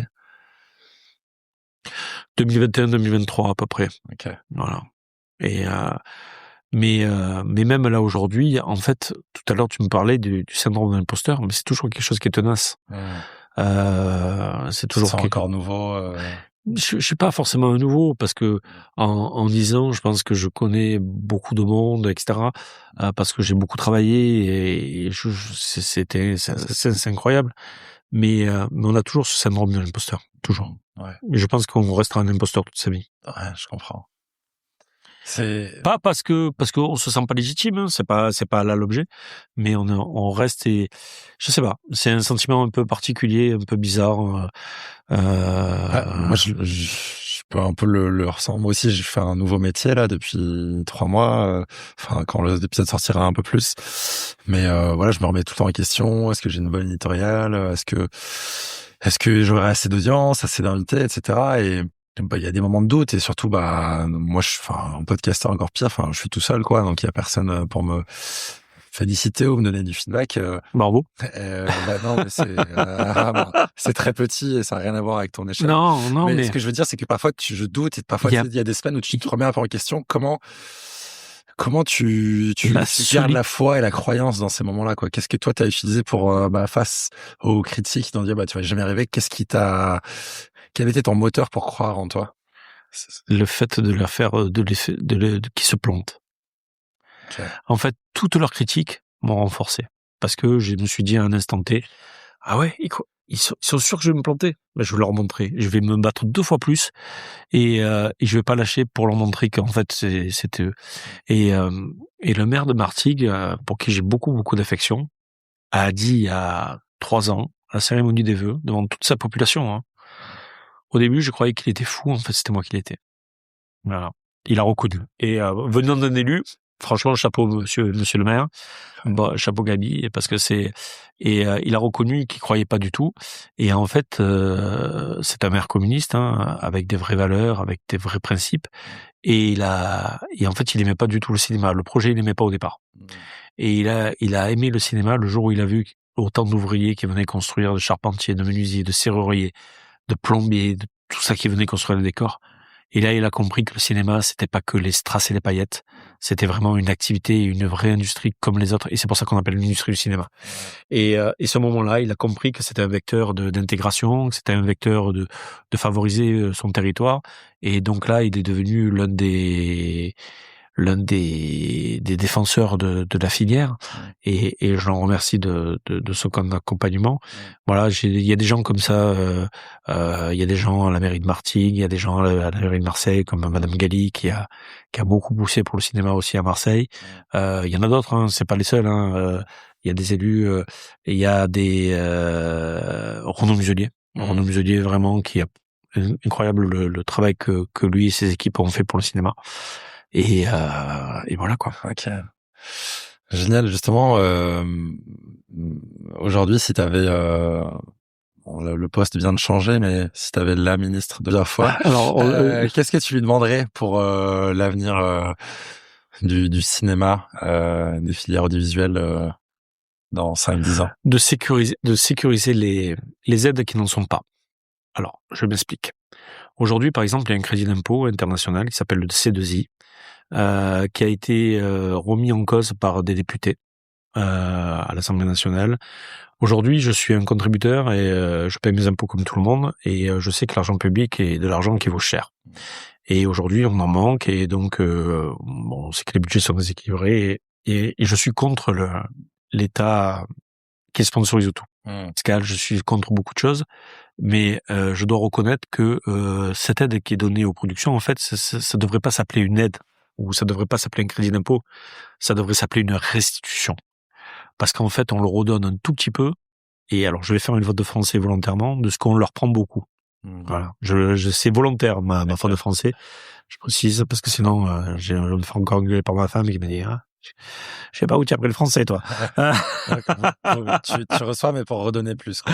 Exactement, Ouais, exactement. On disait avant avec exactement. Et donc il y a des gens qui ont pas compris, qui disent oui, on va aider le salaire de Tom Cruise. Non, c'est pas ça. C'est que Tom Cruise, il va payer des charges ici, beaucoup de charges. On va leur en donner un petit peu. Et le fait d'avoir le film de Tom Cruise, Mission Impossible 14, qui vient de tourner en France, c'est des jours de travail pour 600 ou 800 personnes. C'est des retombées économiques colossales pour toute l'industrie. C'est de la visibilité pour nos décors, pour des villes comme Paris, Marseille. C'est incroyable. Et c'est pour ça que tous les pays se battent. Donc je dirais, c'est possible, mais c'est surtout de le sécuriser, parce qu'aujourd'hui, le fait qu'il soit remis en cause assez régulièrement nous fragilise. Aujourd'hui, il faudrait vraiment qu'on ait ce crédit d'impôt là. Et puis aujourd'hui, moi, ce que je dirais de manière, alors c'est pas forcément à la ministre qu'il faut le dire, parce que je pense qu'elle en est largement convaincue, mais en fait c'est à tous nos élus et à tous nos députés, en disant bien sûr vous devez être garant de l'argent des Français et qu'il faut pas dépenser tout et n'importe quoi et claquer de l'argent. Mais là, sincèrement, il est super bien investi, parce que si demain il y a pas de film, tous les techniciens, tous les intermittents du spectacle vont être au chômage, et donc vous allez les payer, et ça va coûter cher à la France. Donc ça coûtera beaucoup plus cher de payer le chômage que de payer des petites aides qui vont faire venir des gros films, plus toutes les retombées, etc. Donc voilà, c'est ne croyez pas qu'on dilapide l'argent, bien au contraire, on l'investit. Ouais, ok. Voilà. Et justement, t'as de plus en plus de réseaux et de relations professionnelles avec l'industrie américaine. Ouais. C'est quoi la grosse différence entre le cinéma français et le cinéma américain? Elle parle de l'industrie. Ah, la question piège. La question piège. La différence, c'est qu'en France, on fait du cinéma, c'est un 7e art, c'est l'exception culturelle française, on fait vraiment des œuvres. Aux États-Unis, ils font des produits. Alors, je vais me faire tuer par tout le monde, mais c'est pas très grave. Mais je dis pas qu'un est bien et que l'autre est bas. Je pense qu'il faut un peu des deux. Okay. Je pense qu'en France, on n'arrive pas à sortir des produits pour l'exportation. On n'exporte pas assez, malheureusement. Aux États-Unis, tous les gros blockbusters déferlent sur nos écrans, et ce qui finance le cinéma français d'ailleurs. Mais on peut pas dire que il y a des choses c'est bien, mais il y a pas que des chefs-d'œuvre, et puis c'est pas que des films ayant vraiment des valeurs et du sens. Donc voilà, je pense qu'il faut un intermédiaire entre les deux. Mais un producteur américain va prendre beaucoup plus de risques qu'un producteur français. Okay. Voilà, ça c'est très clair. Ce qui permet aux producteurs français de faire des œuvres un peu plus. Donc je pense qu'il y a un intermédiaire entre les deux. Ouais. Est-ce que tu vois, à part les Américains et la France, enfin quel autre pays, enfin quel est le pays avec une des plus belles dynamiques dans le cinéma, l'audiovisuel? La Hongrie. La Hongrie. Ouais. Ok. En termes d'attractivité du cinéma international des Américains, ils bossent tout. La Hongrie, la Bulgarie, tous les pays de l'Est aujourd'hui. Et je veux dire pour les boîtes de production, enfin ceux qui produisent les films. Alors ceux qui produisaient des films, les Américains sont encore numéro 1, même s'ils produisent plus chez eux. Parce que je vois de plus en plus de films sud-coréens qui sont. Les Coréens qui sont. Alors ça c'est grâce à Netflix, c'est grâce aux plateformes qu'on découvre de plus en plus de cinéma du monde. Mais les Coréens, l'Indonésie qui produit énormément, l'Afrique qui est en train de produire. Donc il y a plein de gens qui sont en train de se développer et qui produisent un cinéma de qualité. Mais si le marché mondial, était un gâteau, les boîtes de prod américaines, ça représente combien de pourcents du gâteau? Alors, j'ai pas le chiffre, je veux pas vous dire de bêtises, mais à vue de nez, je dirais 60%. Okay, ouais. Après, l'Asie, pour le marché local, l'Asie et la Chine, l'Indonésie, je sais que c'est colossal en nombre de minutes, ou la Corée aussi, c'est colossal en nombre de minutes, et je pense que ça dépasserait les États-Unis. Mais Mais par contre, au niveau visibilité, c'est plus pour le marché asiatique. Mais en fait, je suis pas assez sachant pour vous dire ça. Ouais. C'est juste un simple feeling. Mais par exemple, je sais que l'Indonésie, c'est un pays incroyable de production. Ouais. L'Inde au Bollywood, c'est un produit. Par contre, on regarde pas. Nous, Européens, on regarde très peu de films de Bollywood. Okay. Ou alors des fois sur les shorts des trucs YouTube, parce qu'ils font des films des fois surréalistes où des gens font des cascades où ils volent, les machins, etc. C'est assez rigolo. Moi, je m'éclate à voir ça, quoi. Et justement, pour toi, pour progresser, est-ce que tu vas visiter des studios de production un peu à l'étranger? Est-ce que tu as des rôles modèles? Enfin, comment tu fais toi aujourd'hui pour progresser? Je suis allé pas mal aux États-Unis, à Los Angeles. Je suis allé voir les studios là-bas. Et franchement, nos studios, ils sont beaucoup mieux. Mais non, mais c'est pas. Alors, je sais que t'es humble, donc je sais que tu le dis. Non, mais un jour, on m'a fait un énorme cadeau là-bas. Une personne de chez Raleigh m'a dit: est-ce que tu veux visiter les studios où on a tourné Avatar? Ouais. Bien sûr.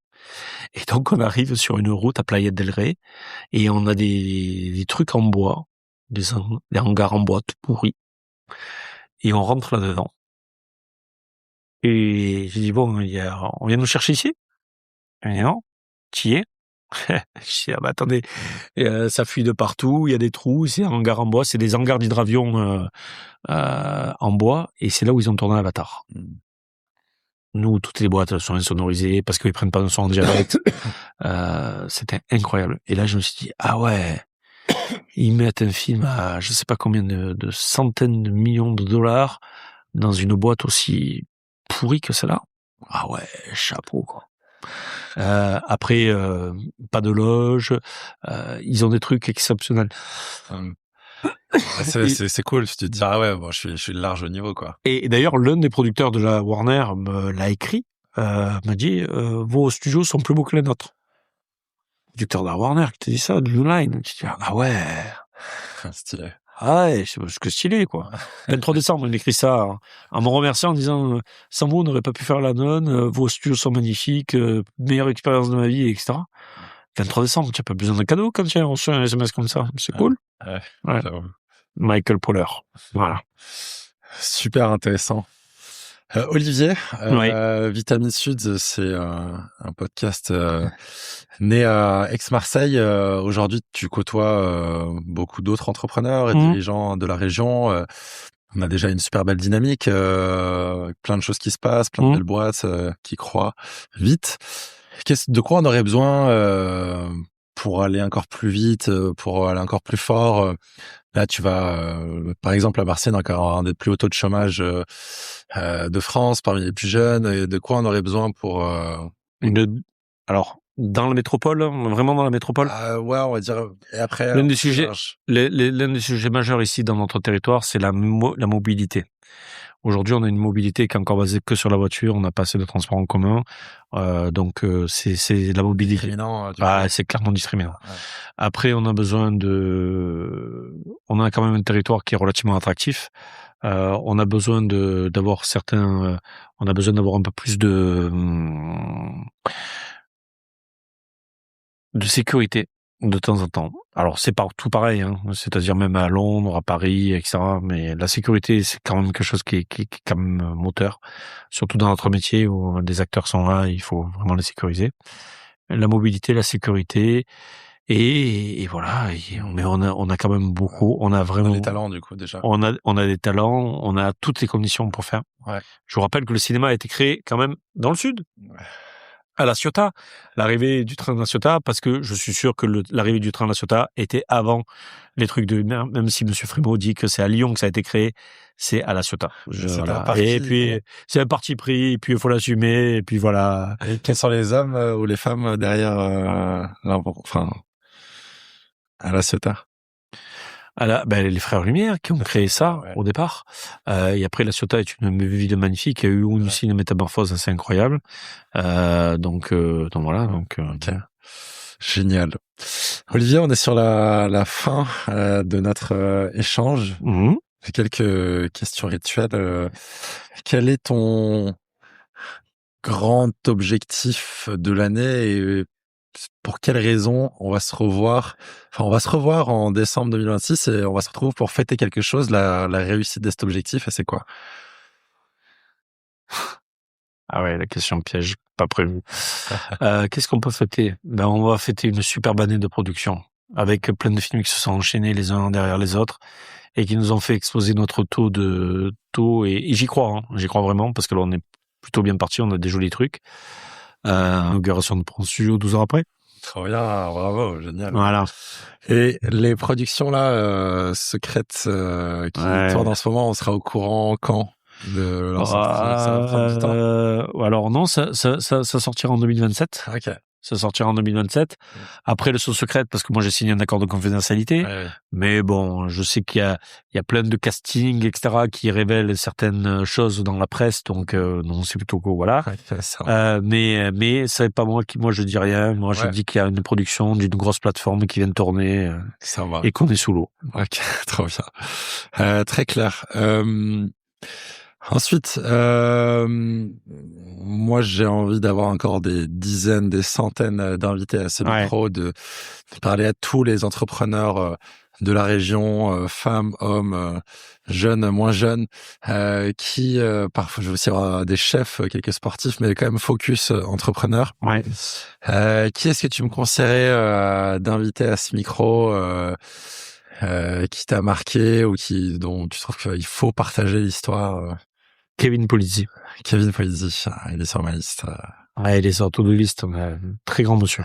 C'est vrai qu'il a créé la partie pro de Free, non? Ouais, il a créé d'abord Jaguar Network, Network, il a été racheté par Free, il a créé la partie Free Pro, et puis là, il a remonté une boîte qui s'appelle Unitel, et voilà, il a aussi repris The Camp. Il a repris The Camp, il fait 50 millions de trucs, c'est un serial entrepreneur, donc ouais. Kevin Polizzi. Kevin Polizzi, trop bien, on va lui écrire, tu m'aideras. Pas de souci. Ça marche. À nos jeunes entrepreneurs qui nous écoutent, si tu avais une méthode ou un conseil à donner, don't give up. Don't give up. Donc on revient sur le doute, le fait de croire en soi, juste s'accrocher quoi. Ouais, ok. Sachez que tout le monde passe à côté de la catastrophe plusieurs fois dans sa vie. L'essentiel, c'est de passer à côté. T'as raison. Voilà. Olivier, est-ce que il y a une question que je t'ai pas posée ou un sujet que je t'ai qu'on n'a pas évoqué? Lequel? Je sais pas écoute, non, je pense que à part ma pression artérielle, je pense que tu as fait pas mal de trucs. Non, mais je pense qu'on a parlé de beaucoup de choses. Aujourd'hui, je pense qu'il faut jouer collectif. Je pense qu'il faut vraiment jouer collectif. Et quand je parle de collectif, c'est une entreprise. Alors, il y a beaucoup de greenwashing, il y a beaucoup de gens qui se disent RSE, etc., mais qui le sont pas vraiment. Qui le sont parce que c'est des postures. Et aujourd'hui, je pense que les entreprises ont une vraie responsabilité sociétale très forte. Au niveau des jeunes, au niveau même de trucs. Je te donne un exemple. On le sait pas vraiment. Alors nous, on s'est engagé dans certains combats avec Pronto Studio. Un combat qui nous tient à cœur, c'est qu'on aide énormément Laetitia Padovani de la Timone, du professeur du service d'oncologie pédiatrique à la Timone, donc le cancer des enfants, l'horreur. Et on l'aide à acquérir une machine. Donc on met beaucoup de force dans ce combat pour lever des fonds, pour avoir cette machine qui peut sauver beaucoup plus d'enfants. Donc ça c'est un truc. Bravo pour ce temps. Non, c'est bravo à elle, parce que nous, on n'y est pour rien. Et après, on a aussi, on s'engage pour les écoles, pour aider les écoles. Donc, on a créé aussi une association, quoi. On a favorisé la création d'une association qui s'appelle Provence Campus pour aider, pour faire pour intégrer les jeunes dans ce métier, parce que c'est vrai que c'est pas facile de rentrer. J'en suis pas l'exemple, mais voilà, mais je sais qu'il y a beaucoup de jeunes qui veulent rentrer dans ce métier et que c'est compliqué. Et il y a aussi une aide où on prête nos locaux gratuitement à des institutions. avec des forces de police, des forces, voilà. Et ça, pour nous, c'est important parce que ces gens-là ont très ou trop peu de reconnaissance de la part du public. C'est quand même des gens qui viennent, qui nous sauvent, qui nous protègent. Et leur envoyer un peu l'ascenseur, leur permettre de s'entraîner dans des conditions un peu particulières. C'est cool, sauf quand ils nous laissent des grenades à plâtre dans le décor et qu'ils ont oublié, et qu'on nous ramène des grenades, trouver des grenades, tu bouges pas, on les appelle, ils vont tout venir récupérer. Mais voilà, mais à part ça, tout va bien. Mais quoi, c'était une grenade et c'est machin. J'aurais pas dû dire ça. mais dans le feu de l'action, ils ont oublié le grenade à plâtre que la gendarmerie va venir récupérer. Voilà, mais voilà, non, c'est aider vraiment, et il faut pas, le profit ne doit pas être le seul vecteur de développement d'entreprise. Je comprends. Il faut vraiment avoir un effort. Et alors, je vais te dire, il y a une deuxième personne aussi qui m'a aussi beaucoup marqué cette année. Donc, je t'ai parlé de Kevin Polizzi, mais je te cite aussi une femme. Il y a la patronne de PPMed, qui s'appelle Sabine Calva, qui fait des actions aussi assez incroyables. Et elle est assez incroyable. Et donc, voilà. Donc, deuxième nom, voilà, tiens. Génial. Ok. Un homme, une femme, comme ça, moi, je te l'aurais pas arrêté. Bon, on la salue et, on la salue, tout à fait. L'éclairer aussi. Olivier, je te remercie. Merci à toi. Merci de m'avoir fait découvrir les Provence Studios. Merci d'avoir ouvert le capot de l'histoire de ton entreprise familiale, des débuts avec tes parents, des bonnes années comme des mauvaises années en logistique, de la tangente que tu as pris avec le cinéma, et de ces 10 ans, c'est 12 ans qu'on va fêter cette année de Provence. Bon, on les a jamais. Alors, on m'a souvent en fait, on devait fêter les 10 ans l'année dernière, qui a été une année horrible pour nous. Donc, on n'a rien fait. Et un jour, j'ai dit, mais en fait, pourquoi fêter des dizaines, machin, etc. Un jour, on va juste dire, on a envie de faire une fête, et on va faire une fête. On fait 12 ans et demi.